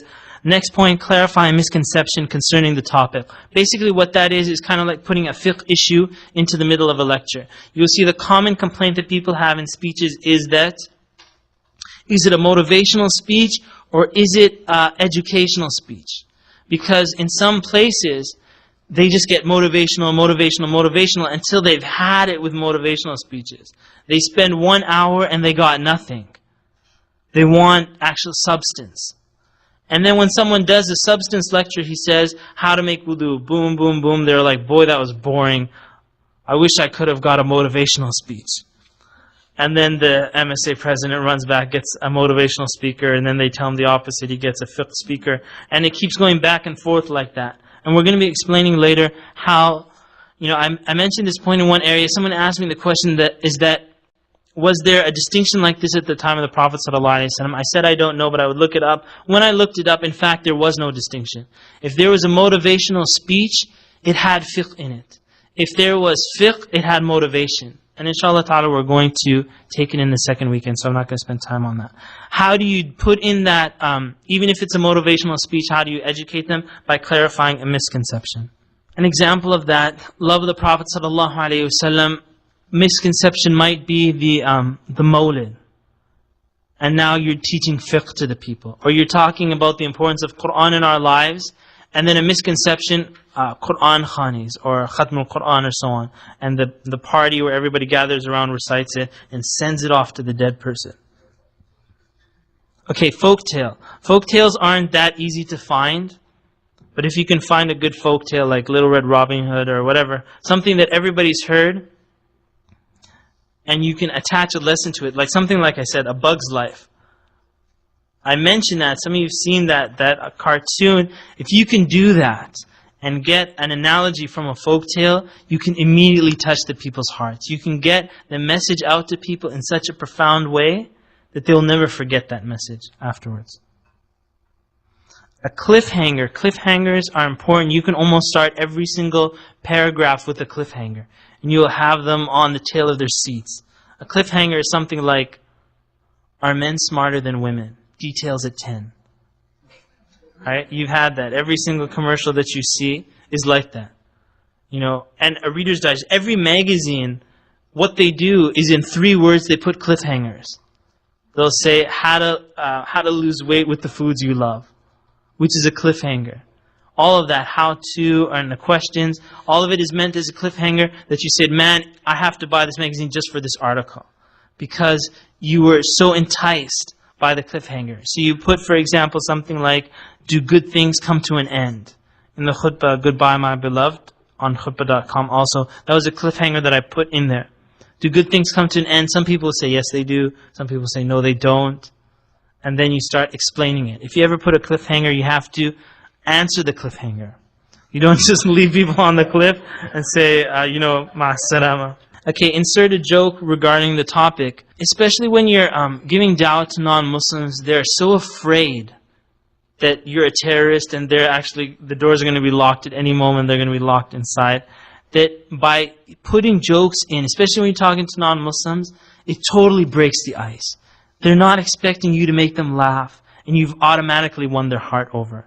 And again, when you're working with youth, that's key to winning their hearts. It's not making them cry, and so they're not going to cry. I remember one of the kids, some of my khutbahs, the khutbahs are more like for adults. Adults are crying. One of the kids said to me, Brother Muhammad, are you going to cry again in the khutbah? And then he goes, just kidding. And then he's like, wow. Like the little kids are making fun of me. So the crying style doesn't necessarily work for youth. Okay, you might want to put in the jokes. I remember, okay, I'll tell you this, because when there's another khatib giving the khutbah, basically I'm studying what the khatib is saying and studying the reactions of the people around me. How is he affecting the people? And I do this a lot, just to, gather research and so on. I remember Brother Safi, he said something like, he's giving a very important speech about not littering in the masjid. And then he said, there should not be food in the masjid, no diapers in the masjid. And then all the kids, they just, they're sleeping and leaning over and stuff like that. They jumped up, they stared at each other, and they go, ha, diapers! They were all repeating it to each other. And even though the speech was serious, and you want to be careful when you do that, you could say something serious, say it in the wrong way, and you get the total opposite effect, where they will bring diapers just to have fun into the masjid. Okay, the thing about thankfulness is that when a person does kufr, or they said, I just don't want to practice Islam, they're forgetting that everything that they have in their life is from Allah Azza wa Jal. And so how do you concern them? You concern them by making them realize that these blessings don't belong to you. Allah gave it to you as a test. And so you should be thankful for what Allah subhanahu wa ta'ala gave. And in fact, the root of the word kufr is from ungratefulness. And this person, and we're going to see this in essential dawah techniques, is remind people of the ni'mah of Allah. فَبِأَيِّ آلَاءِ رَبِّكُمَا تُكَذِّبَانِ. Say, did you have lunch today? They'll say yes. Did you, create that cow? Did you create the bread? Did you create the sesame seeds, the burger? Did you do all of that? And they'll say, no, who gave that to you? Allah. But do you want to worship Him? He says, no, I never want to worship Him. Then you shouldn't eat His food. And when you make that connection to the people, it's only because they forget that these things come from Allah. Your dawah technique is to remind them of Allah's blessing upon them. And there's more examples coming up. لِإِلَافِ قُرَيْشِ إِلَافِهِمْ رِحْلَةَ الشِّتَاءِ وَالصَّيْفِ. Other examples like that. These are fundamental dawah techniques. To remind them. That's how you concern them. That these are all the ni'mah of Allah subhanahu wa ta'ala. What does it look like when there's a speech? If someone's using hand movements and gestures, and actually this is something that I noticed, that even other groups will start looking at some other person's speaker. They will leave listening to the speaker that they're listening to right now because they're staring at their notes, and they will look at the person who's moving around with their hands. Just because of that kind of halaqa, those movements. Eye contact. Another thing that I noticed is that as soon as a person looks down at their notes, especially if it's kind of like just a regular speech or a boring speech, at that moment, I noticed that the people that they were speaking to automatically looked away from them. And they're like, man, what time is it? Is it almost over? And then the person looks up from their notes, they're like, yeah, right. Right? As soon as you lose eye contact. Now, if someone had eye contact from the very beginning to the end, they had control of that person. Wouldn't let them get away. His tone of voice, varying the tone, whether it's up and down. If it's moving around, like we said about speed and slowing down your pace, if you slow it down, it kind of gives the people a calm feeling, you speed it up, it will excite them. And actually in debating, when you're arguing with someone, usually what you'll see, if you just listen to the tones, you will see that they start speeding up in speech to people that are arguing. What about this? What about that? You can tell they're fighting just by the speed. So as soon as someone comes and argues with you and they're speeding up and they don't know it, you answer really slowly. And it calms them down. The fact that you act like that. Or with little kids, if they're acting really hyper and so on, you just say, please sit down. You can't possibly continue to act hyper when they're listening to something. Actually, subhanAllah, sorry to take your moment, but you know when people are walking through a mall and there's music going on and there's like a beat, and the person feels like they have to walk with the beat. If they're walking out of tune, it almost like it hurts them. Am I correct? And another thing that happens actually in with the heart is that, when there's a parade and you have like soldiers marching, you might see like the Koreans clapping with the march, right? You've seen those pictures. They're clapping with the march. Now what if someone just goes like this really fast while they're walking? Everybody like, calm down. They're not walking that fast. Right? It's almost like the human wants to get in touch with the speed of the things around him. Right? If things are going fast, they want to go fast. Which is why you turn the music up in a car and it's like fast, heavy metal music, the person will speed up in their car. Because that automatically does that to the body. You can control people with your tone of voice. That's how powerful that tone is. You can take people into the mood you want them to feel if you understand how to use it properly. If they're enthusiastic, a very important point also, if you don't care about your speech, why do you think they care about it? Because, and you can see this, someone's like, oh, is it my turn to have to get up? Then they get up, I swear, before they even care about speaking, the other two members already have shut down. They're like, well, if you don't care about the speech, then why should I listen to it? Very important point. You have to get excited about what you're saying. And actually, if you're excited, it doesn't matter what you say. You can talk about the weather in an excited way. Like, oh my God, did you see what happened yesterday? You just act excited like that and people will just love you because of the excitement. And we're going to talk about that later. How do you start off a conversation with someone? In reality, it doesn't matter what you say. You can say anything. But you have to be excited about what you're saying. And as long as you're excited, then you'll get the conversation rolling. If you're not excited, then it doesn't matter how interesting the topic is. They won't listen. Okay, you have to be ready. That's for a person. When you give a lecture and someone tells you, no, you have to talk about this. Because then it's automatically putting you lost all power in the lecture, and they're putting you on the defensive and so on and so forth. But if you come prepared, inshallah ta'ala, you'll maintain that position of power. Should strike an emotion. Right? If a good speaker strikes an emotion, I noticed some of the speakers, one of the most amazing parts, even if they were a boring speaker, one of the most amazing, or not amazing, but the most interesting part of their speech to their listener was when they fumbled with their notes. Right? They fumbled with their notes, and then they're like, oh man, I don't know what to say. Is it time up? And normally the two people that were listening would be bored and they're not paying attention, but because some emotion was connected, oh man, I feel sorry for you. Brother Muhammad's looking at you, you're supposed to be standing up and you're not done yet, man. They're actually paying attention with that emotion that was touched. The feeling of, that they join with you. I feel in your sadness. I wish that, I could take you out of this misery, but too bad. Right? You have to touch an emotion. If you can touch an emotion, that's an amazing speaker. One of the points that I had, like I said, one of the things that I look for is like the body language, how the person is standing. If they're standing up strong, anybody who speaks sitting down will automatically be a weaker speaker. Automatically, because your voice isn't carried. And not only that, but from my experience, I found that there should be a platform a little bit so that the person is elevated above the people he's speaking to or she's speaking to, so that your voice will carry stronger. So in a masjid, no matter how small, I believe there should be like a mimbar, at least one step, so that when the imam steps up once, their voice will carry stronger. Just the fact that they're elevated. Now look at all MSA masjid, a lot of the musallas, it's just a speaker on level ground. And you will for sure, I'm pretty sure anybody who has a musalla like that, they've noticed that most of the speeches that happen in a place like that are boring speeches. Am I correct? Or is it just boring speakers? Usually it's boring speeches by the virtue of the place. in Medina University, there's some imams, there's students in the Quran faculty, they lead the prayer in the masjid. And I would say to myself that if these guys led the prayer in the Kaaba, they would be world famous. Or if they led at Masjid Nabawi. Why? Because of the microphone system at the Kaaba and at Masjid Nabawi, and because of the people that were there. The microphone system makes someone sound good. So you get some guy that goes up, gives the adhan, is like, Allah, and it's a pretty rough adhan.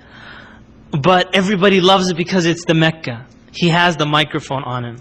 He has an amazing microphone, good sound system. If you get a good sound system and good voice carrying, then the person can sound good even if they aren't necessarily prepared. One of the other points too that I notice is that if you see people not looking at you, then most likely you've lost their concentration. So what does it look like when someone's bored? It's very obvious, but if they're reading a newspaper while you're talking, they really don't care about what you're saying. And in Medina University, I used to always have a book. Because sometimes the lectures would go slowly, I would always have a book in front of me, so that when the teacher would get sidetracked, I would just automatically look down and start reading. So I wouldn't waste any time. So the teacher walks in, 10 minutes before he starts, that's 10 minutes of reading right there. There was a lot of teachers where I could continue reading throughout the whole lecture. And I'm sure you had that experience. And then there's other teachers where it is impossible for me to read a single word while this teacher is talking. Because they just command so much attention, it's not possible to do two things. You have to just close the book and pay attention to this teacher. And I'm telling you that that's the minority of teachers that can do that. They command so much attention that someone wouldn't be able to do something else. But that's what you want to be able to do. Alhamdulillah, I notice that there's a lot of good speakers here. Alhamdulillah, and inshallah ta'ala, may Allah increase you in your strength. Okay, in this section, swift and logical, this technique that I'm using here to explain is actually one of the techniques that when people register for this class, this is what they want to study. They want to gather a lot of misconceptions against Islam and how to refute those misconceptions. This technique is not a prophetic technique, meaning that you won't find this in the Sharia, where misconceptions are gathered together in one spot and refuted. And firstly, if you benefit from this technique, you'll understand why it's not a proper technique to use. So for example, a lot of Muslims, when they're doing dawah projects, they'll say, you know, I've been asked all these questions about Islam. Let's gather all the questions that ever come up about Islam and the replies, publish it in a book and distribute it. Basically, what this person will be doing is distributing the misconceptions of Islam. Because the non-Muslim that you're talking to only knows one or two misconceptions. They do not know, they don't even know these 21 misconceptions. They only know one or two. If you gave them the book, you would be teaching them another 19 misconceptions. Not only that, but even as we go through these misconceptions, I'm pretty sure that some of these misconceptions you've never heard of. And if you've never heard of it, the place that you heard about this misconception is from Brother Muhammad al-Sharif. Wal-'iyadhu billah. Right? That you're actually learning it from me. And so sometimes a brother, for example, would come into the masjid and he'd say, you know, Brother Muhammad, there's this person wrote a really bad article about Islam, announce it after Jummah. And I go, why? He says, so the people can know that this is a bad article. And this is the exact technique that you see on a mailing list where someone says, the following website is haram, don't go there. And everybody click, click, click. Oh yeah, it is haram. Oh yeah, it is haram. Pumping up this guy's clicks. And like they say, that the person who started that is probably a non-Muslim. That ignited off, that they attacked Islam, and then they'll say, warn all your Muslim friends from this website. That's perfect advertisement for them. So there comes a time where you need to just be silent. Someone will make a misconception, and our reply is to not push it further than it is. And I apply this with the Al-Maghrib Institute. For example, if there's something messed up behind the scenes, and someone says, announce this to all the students. And I would say to myself, how many students are being affected by this? It is probably 2 or 3. And I say, why would I email all the students and tell them how we messed up at Al-Maghrib Institute? And the only thing they will remember is that, well, this doesn't affect me, but thanks for telling me that you guys mess up. Right? And it keeps something in their mind that, you know, there's a misconception with this organization or so on and so forth. Anyhow, Having said that, now we're going to go through these questions and you're probably going to be asked. Now, if you're going to be asked, I am sure that the questions they're going to ask you are typical. And if they're typical and you know you're going to be asked, then prepare the answer from now. Don't wait till you get to question and answer period and someone says, do you kill the apostate? And you're like, oh, I never thought about that. You know you're going to be asked that question. So prepare the answer before you actually get into that position. So say, for example, a sister who wears hijab, I know that they always get asked why they cover their hair. Correct? Even the brothers know this. The sisters are always asked, why do you cover your hair like that? Isn't it hot? Right? They always say that again and again. And so the sisters, they might, for those who are actively involved in taking advantage of those moments where someone is basically saying, tell me about your deen, hint, hint, tell me about your deen, you can use that. Instead of getting angry, you can teach them so much about Islam. Do you know why I wear this? They go, no, why? Because I believe in Islam. Do you got 2 minutes? I'll just explain it to you. You know, and then you give your speech that you gave here, you condense it, and you give this beautiful speech, and at the end, you'd say, how would you like to become Muslim? Big smile. And they're like, no way, man, I'd never become Muslim, but thanks, you know, thanks for asking. And they remembered, in that moment where they were attacking you, or on a kind of like in a nice way of attacking, you actually got the message of Islam to that person and invited them to the deen. Okay, question number 1, the polygamy question. Very popular, very traditional polygamy question is, how come Muslim men get to marry 4 wives? And I remember being in New York, going for Hajj this year, and it was kind of like Royal Jordanian. And the lady, the security lady, every Muslim person that walked in, she goes, do you believe in that 4 wives thing? You know, because some guy came in with like 2 wives, and he goes, these are my 2 wives. She was like really shocked. She was basically asking every single person that walked in that, you know, she goes, I could never do that, and so on and so forth. So you always get asked about this. Okay, so here are some replies that you can use. Your replies, if they're long and long-winded, you'll get lost. They'll remember the question because it was short, concise, the misconception was brief. Your answer has to be as swift and as brief as their question. So, the polygamy question, in reply, you say plural marriage versus plural mistresses. And you just say that as a statement. It's short, it's concise, they'll remember it. Because their society allows for a man to have more than 1 girlfriend. And then you go, why are you blaming us for making our men responsible for those girls? And then they get on the defensive.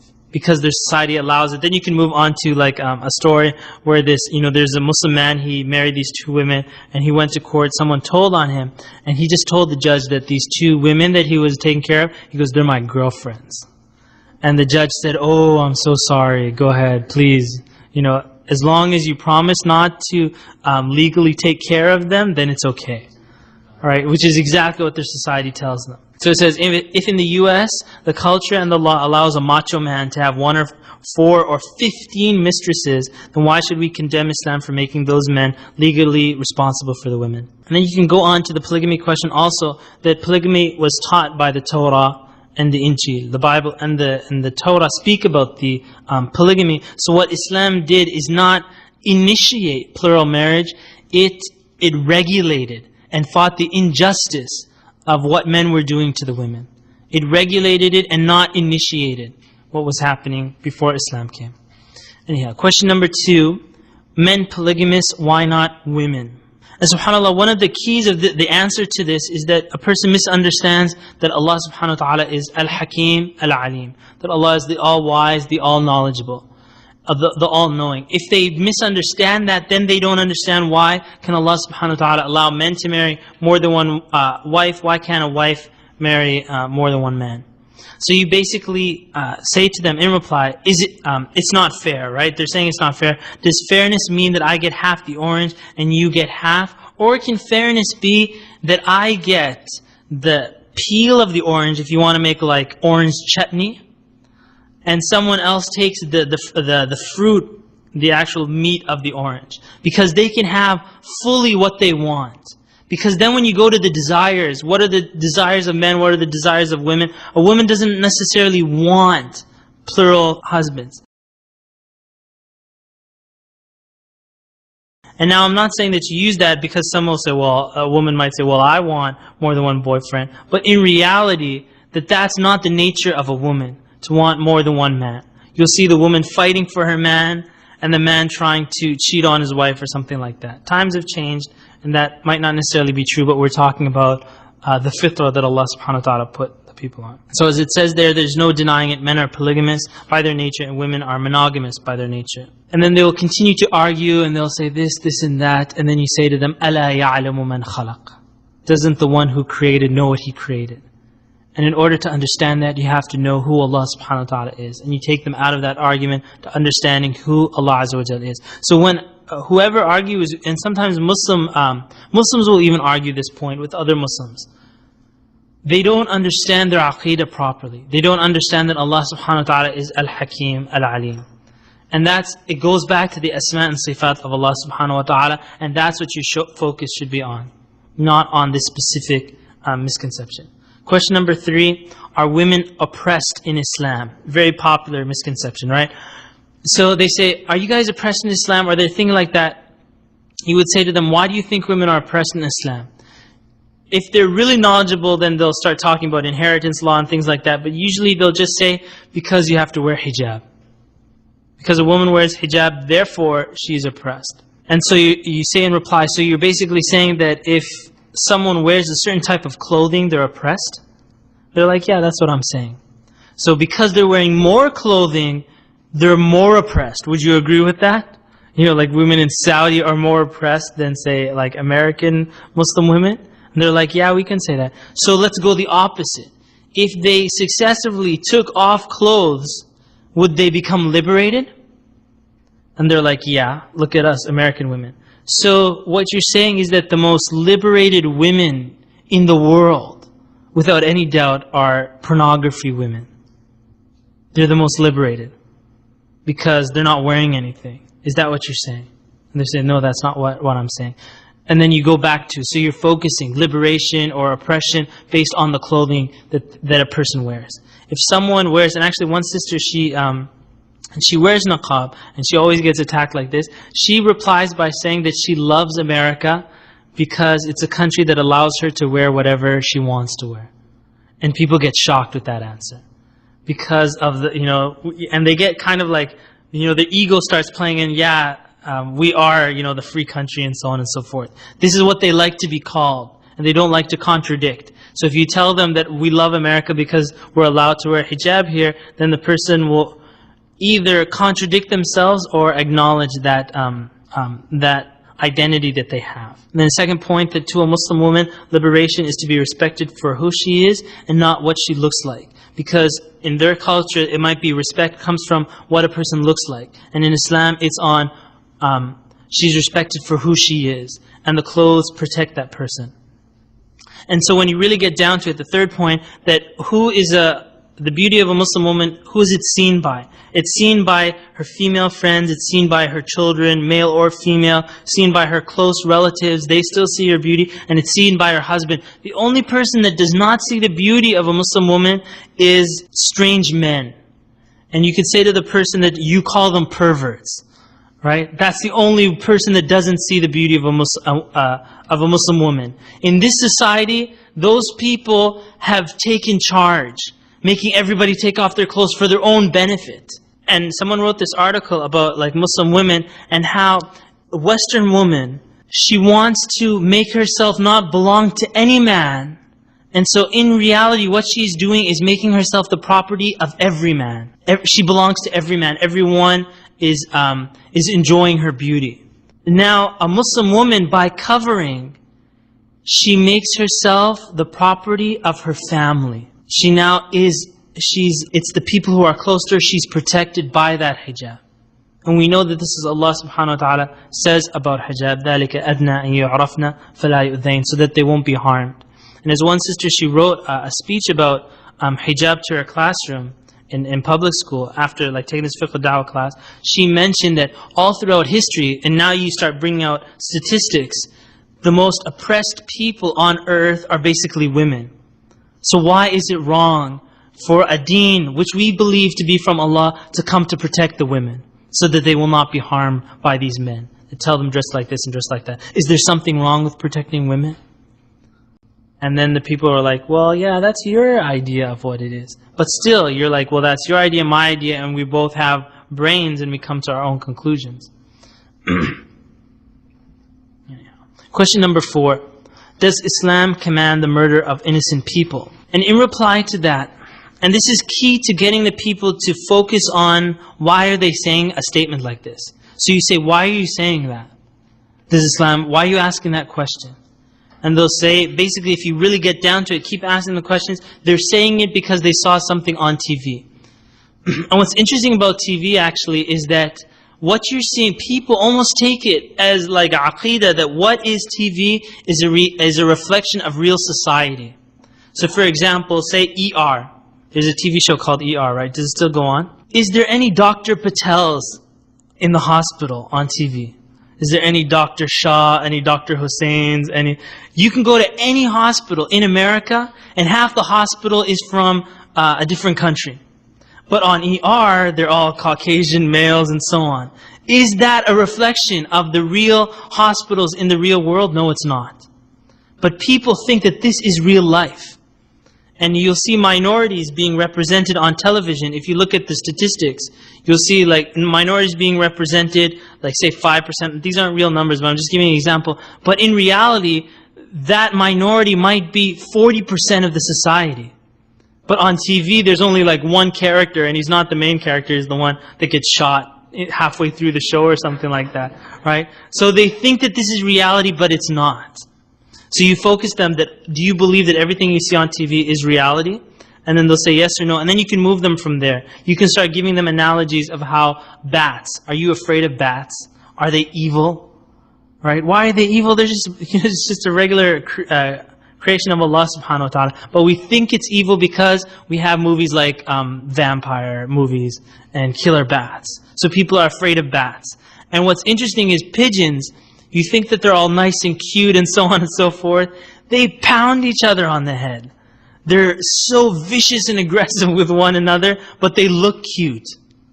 And so it's just those stereotypes. And when you start bringing this up and change the direction of the conversation towards stereotypes, then you'll say perhaps that you've also been influenced with the stereotype that Islam commands the murder of innocent people. And then you say, compare that to the verse of Allah subhanahu wa ta'ala. And then this is the verse, Surah Ma'idah, verse 32, where Allah subhanahu wa ta'ala says that whoever kills a soul, فَكَأَنَّمَا قَتَلَ النَّاسَ جَمِيعًا, that it's as if they've murdered the entire, it's as if they've murdered all of mankind, because they've killed one soul. وَمَنْ أَحْيَاهَا فَكَأَنَّمَا أَحْيَا النَّاسَ جَمِيعًا. And whoever saves a soul, it's as if they've saved all of humanity in the reward from God. How does this compare? And this is the Qur'an that we're following. How does it compare to what they're saying, that Islam commands the murdering of innocent people? Question number 5. The spread of Islam was by the sword through violence. And this is an interesting reply that I heard recently from a brother, that he's saying that, you know, Islam was spread by the sword. And then he kind of emphasized Islam was spread by the sword, and then he's like, Shah. He said, what is Islam, cream cheese? That it was spread by the sword? You know, and he made an analogy because the person thinks that Islam was spread by the sword. Right? And you bring him bagel, cream cheese, spread by the sword. You make a joke like that, they start laughing, and then you move into your actual argument.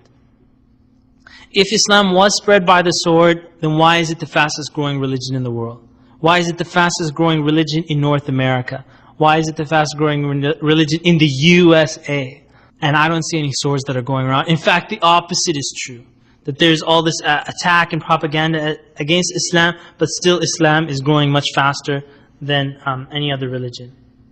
And then you take that advantage, you say, if this is the truth from Allah, your Creator, if so many people are believing this, and this really is the truth, imagine, then don't you think you deserve it to yourself to go and find out about Islam? Why don't you go read a book about it? Because if it really is the truth, then you deserve to find out.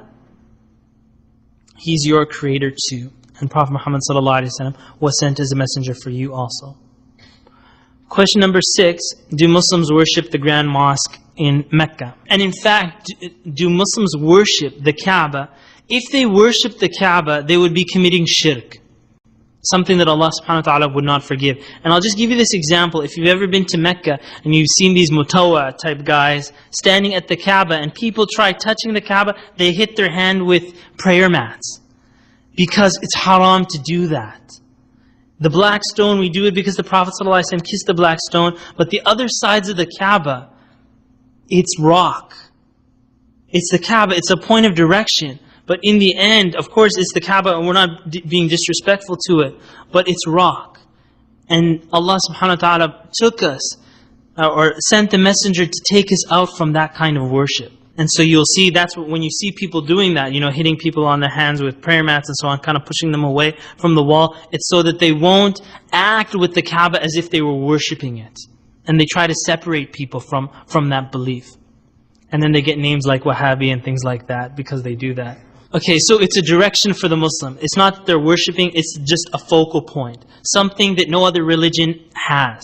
So you talk about the uniqueness of Islam. There is no religion on earth or sect or whatever that can gather everybody in one focal point, like Islam does. And so you tell them universal brotherhood and sisterhood, which is something that Islam, even in cultural America, they respect Islam as having universal brotherhood and sisterhood. Something that other religions can't claim. And so you can keep bringing this up. If you don't want to focus on the shirk part, you focus on the brotherhood part. Universal brotherhood as your focal point in your dawah. Question number 7. They'll say, if I wanted to just go to Mecca and Medina, would I be allowed to? You tell them in reply that everybody is allowed to go to Mecca and Medina. In fact, the Saudis have problems every year because they allow anybody who wants to come. But there's only one visa requirement, and that is you come humbled to God with La ilaha illallah Muhammadur Rasulullah. That's the only visa requirement. It's actually harder to get into the US than it is to get into Mecca. Mecca allows more people in there every year than any other country in the world. It's not even precedented with other countries that they allow that many people from different nationalities. So anybody is allowed to come. The main thing, their only visa requirement is that you believe in Allah subhanahu wa ta'ala. Question number 8. And actually, when you're saying these replies, if the person says, I don't agree with you, it doesn't matter if they don't agree with you. You're just explaining Islam, and you build the wall of Islam, and Allah guides the hearts. Don't let someone make you feel bad because they say, I don't agree with that. Because when they tell you, I don't agree with that, then you say, what do you believe in? Let them tell you, and then you say to them, that seems kind of illogical. I don't believe what you're saying. And then you've put them in the passenger seat. You're doing the I dare you to them. Question number 8, why can't Muslims drink alcohol? And subhanAllah, you will see these campaigns of commercials telling the people, don't drink alcohol, don't drink alcohol, don't drink alcohol. And we would say to them that Allah subhanahu wa ta'ala already told us of the evil of the alcohol. And in fact, the prophets warned of this, the alcohol and the pork. It's a guidance that will bring us prosperity in this life. And you know this scientifically now, but a few years ago and so on, people may not have said things like this.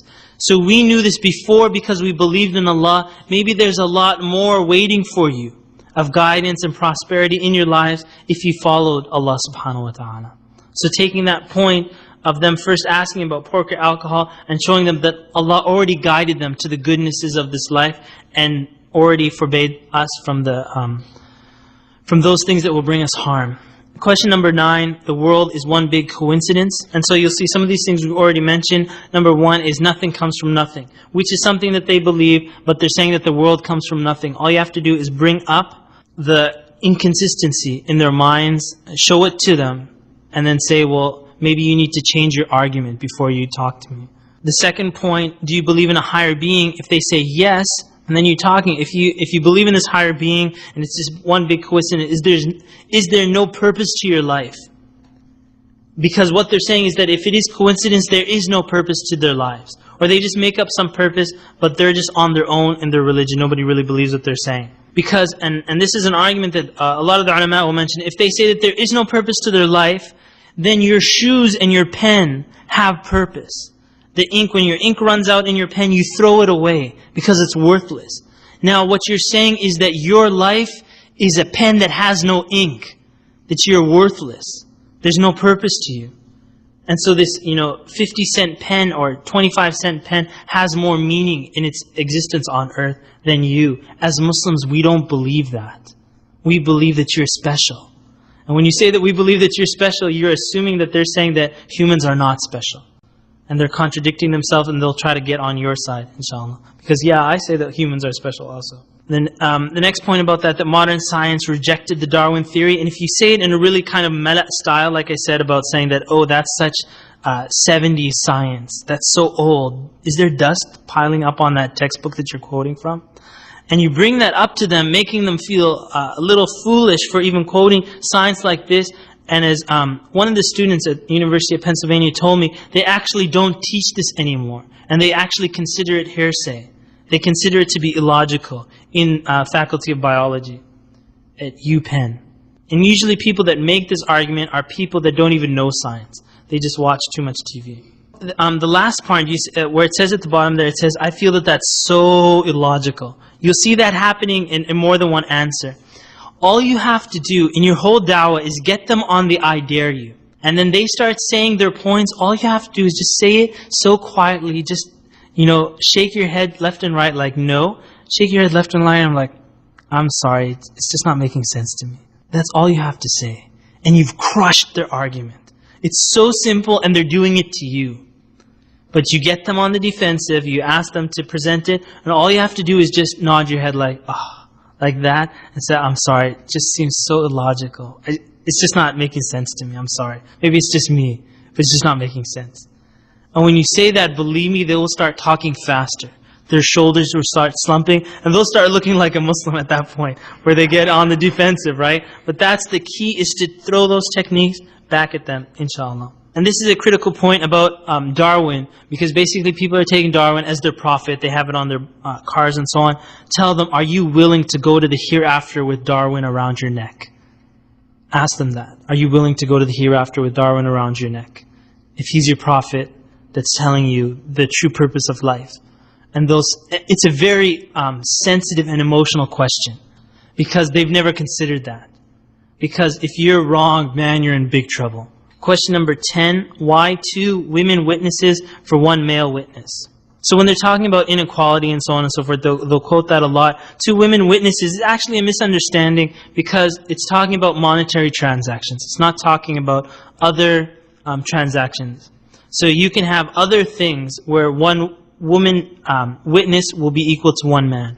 And in fact, like I'm going to explain, is that it's possible to have 4 men and their testification is rejected by 1 woman.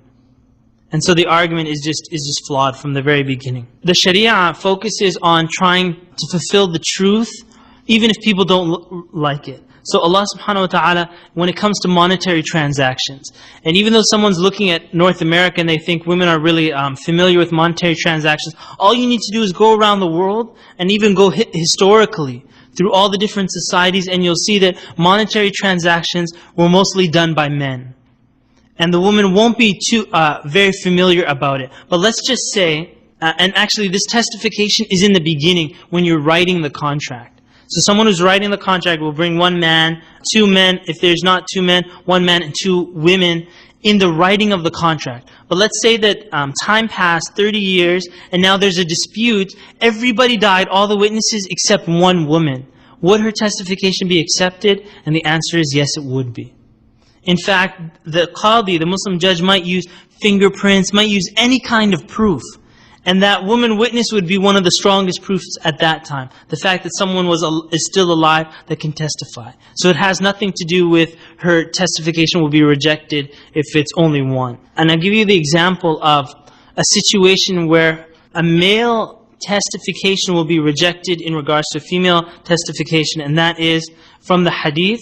If Aisha radiallahu anha narrates something, and she's talking about something that happens in the seclusion of the Prophet ﷺ's home, and there's another companion that says something about the Prophet ﷺ, about his inner family life, male versus female in testification, Aisha radiallahu anha's testification would take precedence in fiqh. It would be put forward because they would say she knows better of what happened in the private life of the Prophet ﷺ at home. And so if there are female witnesses, such as, let's say, at a hospital, and there's a dispute, say the babies got mixed up and those little wristbands got switched and things like that. There's a dispute, someone said this is my baby and so on and so forth. And then there's all these males and there's like one female nurse. Islamic court, her testification would take precedence over the men that were there. Because she's more familiar with the hospital, she's more familiar with the procedures of what goes on. So it's not related to that. Which is actually similar to question number 11. Why does a woman get half of what the man gets in inheritance? Another common question, but it's a misunderstanding of the fiqh. Because it's not focused on male and female, it's focused on the closeness of the deceased people to the one who died and their relationship to the responsibility. So I give this example. Man dies, Halaqa halikun, right? And he leaves daughter and he leaves a brother. The girl gets half and the brother gets half. This is fact. There's no difference of opinion about that. Girl gets half and the brother gets half. Because that's her uncle. Why? Because she is more directly related to the family than the uncle. But if it was her and her own blood brother, then the blood brother, because of his responsibility and taking care of the family, and now he's inheriting that position of the father in the family, he gets twice the shares as the girl. The Arabs at that time used to say that, why does she get anything? And their statement was that they would say that whenever there's a battle, all she does is cry. She's not at the battlefield and she's just wearing jewelry and stuff. Why does she get half the jewelry? You're looking at someone dies, 100 camels. This girl, and she could still be in the womb of the mother. She will get 50 of those camels. You're looking at, say, a camel is $1,000, like $50,000. Arabs who were like warriors, always fighting and always cutting off the rights of women, why would they ever give that to a woman? And that's why they try to cut off. And now you see, in modern times that we're living in, you see a certain group of people standing up and saying the woman should get everything, which is injustice on the other side. Justice is in fact how Allah subhanahu wa ta'ala divided it. That is justice. Anybody that steps away from the division of Allah Azza wa Jal is taking on the path of injustice. And I'll give you an example of that. They have this law that, a person gets divorced, woman gets half of everything that the man owns. And all the men know that that's a raw deal. Right? They think like, look, can't you just pay some hitman to go and kill your ex-wife? It would be cheaper for you. I know this guy in Canada who owned like a chain of carpet stores. And I think he had a couple of them, say like 6. He got divorced. She took 3 of his carpet stores. And they're huge carpet stores. And she just took an enormous estate away from him because of the divorce. And so instead of him losing all that money, all he tells someone, I'll give you $20,000 to knock this lady off. Right? Instead of divorcing her in the first place. And the women might be shocked to know that men think like that, but they do. Just, you have O.J. Simpson and others as examples and stuff like that. Question number 12. Someone says, I don't believe in life after death. Basically, in reply, you were saying to them the same statements that they made to the Prophet ﷺ, where they said that, will these bones be resurrected after they've turned to dust? You say in reply that you're looking at a creation that came from nothing. Why do you think it can't happen again? You're already witnessing the miracle. And so when they say, then you take an analogy of something like a computer chip. A computer chip, once it's invented for the first time, that is much more difficult than to reproduce it. Just go to Taiwan, China, they can reproduce millions of them in days. But the fact that a person made it the first time is much more difficult. So resurrection is much easier than creation of the heavens and earth in the first place. It's a much easier thing. It's just a recreation instead of original creation, and that's what Allah subhanahu wa ta'ala says in the Quran. And if someone says, I don't believe there to be life after death, this is another technique. And this is how, when someone presents an argument, you reply to them in a way that they're not expecting you to reply. Like totally. Just like I said when they said that this is, when they made the argument that this is a human who, how could God reveal to a human? And the Prophet replies, I'm a human who's received revelation from God. And they're like, oh. And they don't have a reply to that. They're not prepared for that kind of answer. I'm just going to explain this right before I go on to name Jenny. This is a psychological technique in counseling. Okay, let's say a woman, her husband's bothering her, right? And every time she gets to speak to Imam or something like that, she starts talking about, oh, my husband's bothering me and this and that. So, and not only does she talk to Imam, she talks to anybody she speaks to, and she talks about her husband, and then she starts crying, right? She goes, my husband did and then she starts crying, right? This is the technique. If you actually followed the tone on, say, like a cool edit on the computer or something like that, you would see the waves go in the exact same pattern every time she talks about her husband. She'll just start talking, it will start off slowly, then it'll speed up and she'll start crying. So the reaction that everyone gives her is, don't worry, it'll be okay, don't worry, it'll be okay. And she's heard it before. And in fact, I'm telling you this, and it's not just women, men too, but they want that reaction. So they do the same thing and they complain in the same way because they want more attention. So as one psychologist, basically this is what he would do. He was saying in his early days, women would come up to him at break time and tell him their problems. And he said in the beginning, he would just reinforce their trend. He would say, don't worry, it's okay, we'll try to work it out. But they've heard that, and it doesn't solve the problem. So what he was saying is that you take a glass of water, he's drinking some water, this woman starts talking about her husband, starts crying. He takes the water and splashes her in the face. Right? Do you think she would stop crying? Immediately. She's like, what are you doing? Are you crazy? And then he stops, he's calm, and he goes, what were you saying about your husband? And then she says that, you know, you're a little wacko. And then he says, I can agree with that, but go ahead, you were talking about your husband. And she goes, yeah, well, my husband, he was doing this and this. And then he goes, no, but you were crying a second ago. She goes, yeah, well, and then she starts crying again. As soon as she starts crying, he splashes her again in the face. And he keeps doing this. And she actually starts laughing. And it's almost like he'll explain that you take a record and you keep making cuts in the record. You can never play it back the same way. Every time she talks about her husband in the future, she will start laughing. If you do it enough times. Right? And then there's no problem with the husband after that. Everything's fine. She likes her husband very much. You just break the trend. Which is, I'm telling you this, when you're giving dawah, someone will be explaining their misconception about Islam. I'm telling you that their misconception is a broken record. They've used it for the last 15 years. They have the same record, that it's coincidence, and the people reply with the same stuff. And they reply with the same argument back. That's why I'm saying it's so important to step away from their broken record misconceptions. Or, when they come with their broken record misconception, you hit them with a way of replying the question that they've never imagined. So say, for example, here in this one, someone says, I don't believe in death. You cover your eyes. And say the girl's name is Jenny. Her name's Jenny. And you say, I don't believe in Jenny. She doesn't exist. Jenny is not here. Jenny is not here. Jenny is not here. Keep repeating it. Then you open your eyes and you're like, Jenny, is that you? You're still here. And then you're like, yeah, I'm here. You're a little wacko. And then you say to them, but I said it enough times, you should disappear. And they're like, I can't disappear, I'm still here. And then you say in reply that, then why do you think paradise and hellfire is going to disappear? Because you deny it. Because your words as a human being does not make paradise or hellfire go away. It is a physical reality. You're only trying to cover your eyes, but in reality it's still there. When are you going to open your eyes? Right?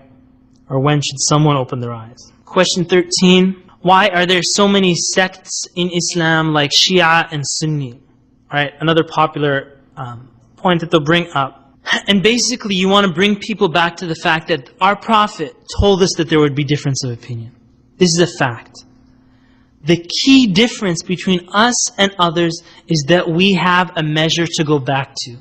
And that is the Quran and the Sunnah, which is preserved. And so you can now go on to speak about the miracle of the Quran and its preservation. Because if we have a measure, Allah subhanahu wa ta'ala says, فَإِن اخْتَلَفْتُمْ فِي شَيْءٍ فَحُكْمُهُ إِلَى اللَّهِ. That if you differ among something, maybe we have a difference with this group or that group, but in the end it goes back to Allah subhanahu wa ta'ala. We go back and we surrender to what Allah Azza wa Jal says.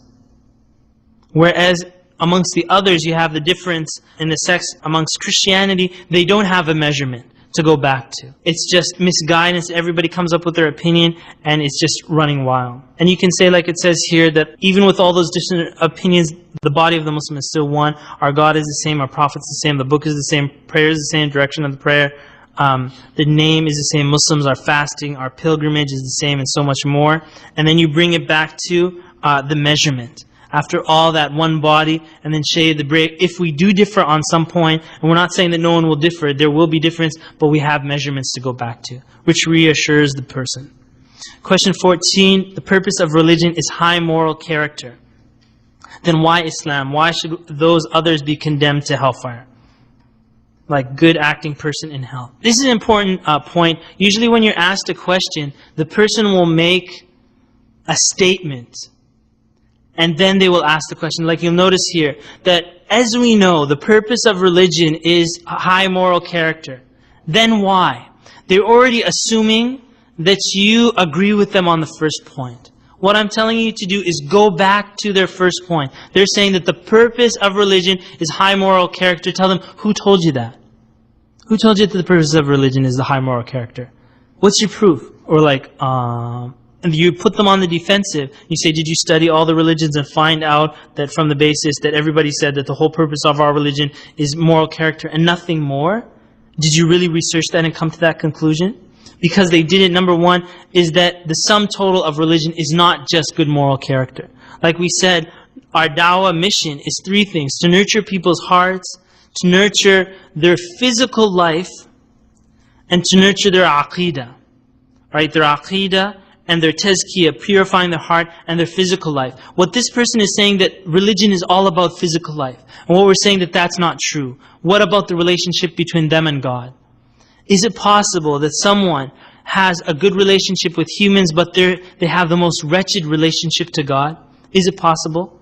Yeah, you can see misers and things like that. They have the worst possible relationship with Allah subhanahu wa ta'ala. And there's more to it than just high moral character. No doubt high moral character is there, but it's not the sum total of the deen. Question number 15, the watchmaker theory. And the reply to it is a watch repair shop. They're saying that the world is like someone who built a watch. They believe in the higher being, but he built the earth and now he has nothing to do with it.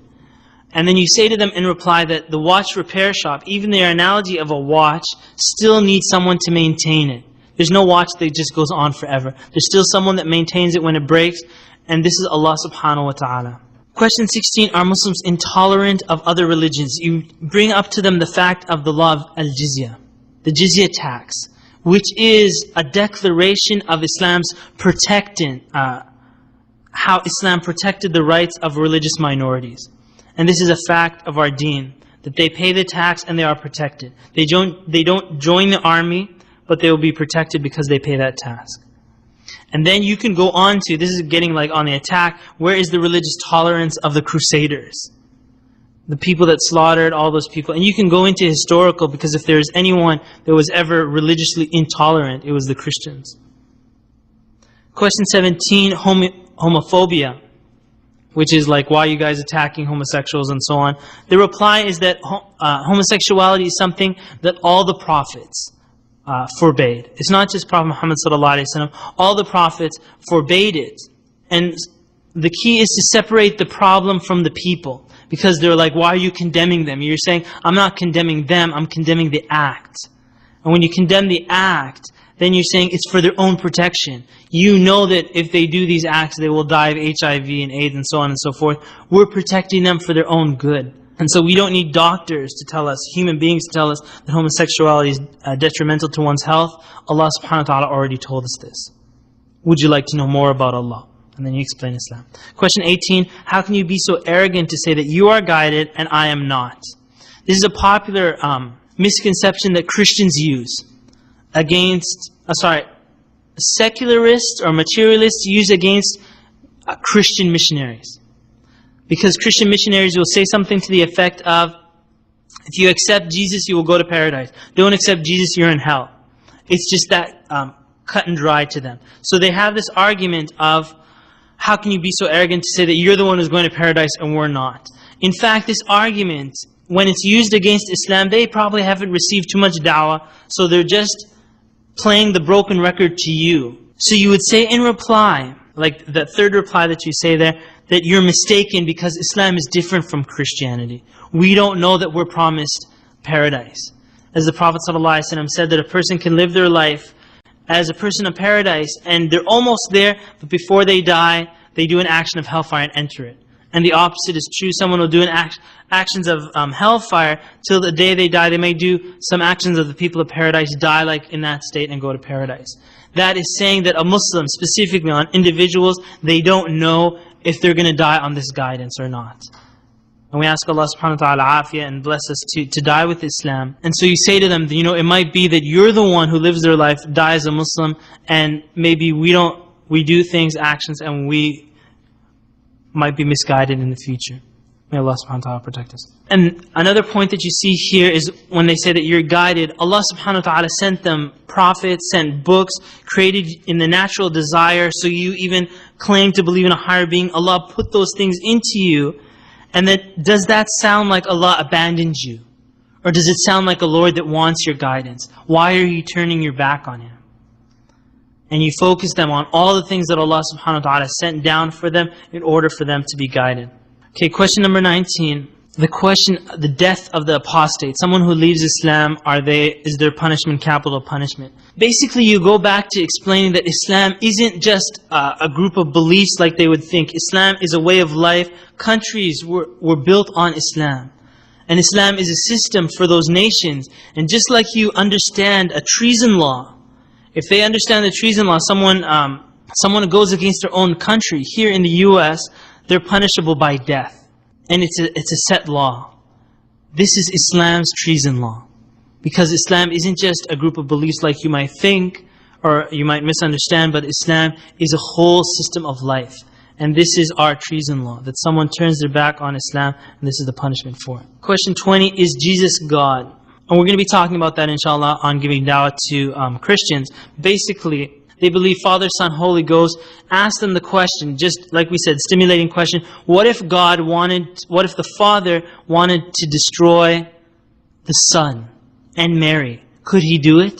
And they would be confused right there. They're going, no, He wouldn't be able to do it because He's part of them. Or they're the same thing. How would He destroy Himself? But they know He could, but because they're saying that God died on the cross. So He did take care of one aspect of Himself, or as they'll say. And actually, when you're talking about, is Jesus God? If you just ask them, is Jesus God? And they said, is He a complete God? Or is He 50% God? Or is He 27% God? Now you're being kind of foolish with them. They're like, no, He's completely God. And then you go, that's not what your priest said. And they're on the defensive. Because last week He said He was human. This week He's saying He's God. Next week He's going to say He's half God, half human. Seems a little illogical to me. Seems a little confusing. And they themselves are confused. If you've ever seen Unitarian Christians, they always invite Muslims to their church. And they believe, Unitarian Christians, it's basically you can believe whatever you want, just be part of the church. That's basically it.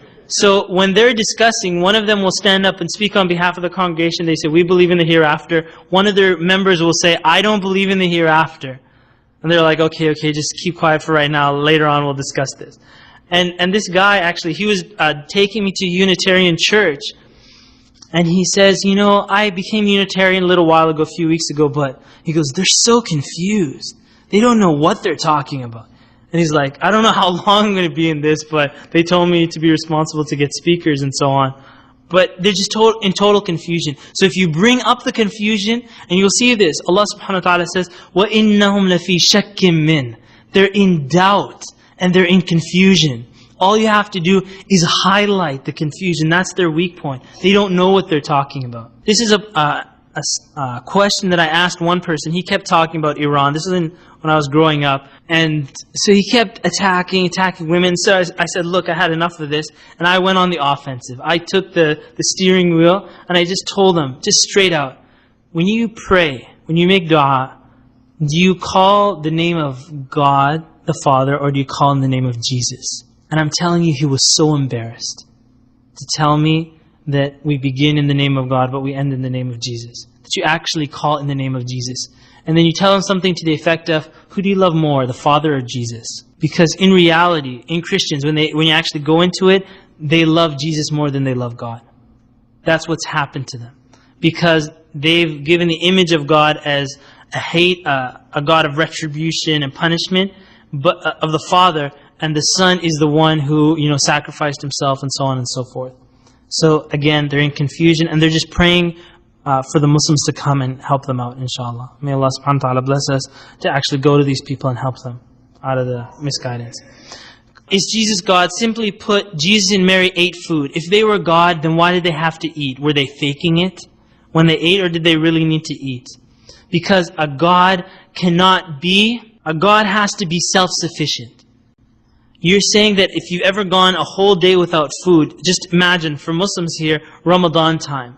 At Maghrib time, you feel the weakness of being human. Because you haven't eaten all day long, everybody's running to the iftar table, trying to get food and so on and so forth. It's the time to thank Allah subhanahu wa ta'ala and humble ourselves to Allah Azza wa Jal. Now imagine someone goes 1 day, 2 days, their humanness comes out so strong. If Isa and Maryam alayhim as-salam ate food, that means that they cannot possibly be God. Because they were not self-sufficient. A God has to have no need for others. If they have needs for others, then they have the weaknesses, and that weakness, what the Christians will say is that that's their human part. And then they're confused. Actually, it goes on to another question. If he's part human, part God, then that's an oxymoron. It's like it's contradicting itself. You can't be a flawed God, because a God has no flaws. Do you see it? They're just contradicting themselves in that. There's no such thing as a human God. Question number 21, beating women, beating wives. This is very popular. Someone's giving a lecture, beautiful lecture about Islam. Someone will say, in Surah An-Nisa, verse so-and-so, God says to beat women. Right? It's happened, I'm sure you've seen it. Go to a random house. And basically, this is kind of like a long answer, and you can tone it down, inshallah, so it comes out more clear. Go to any American house, we're talking about non-Muslims, and ask the woman of the house, have you ever been physically abused by your husband? You will find that the majority will say that they were physically abused. This is in America, right? Land of civilization. Now go to all throughout countries around the world, you will see that this is the nature of men to hit women.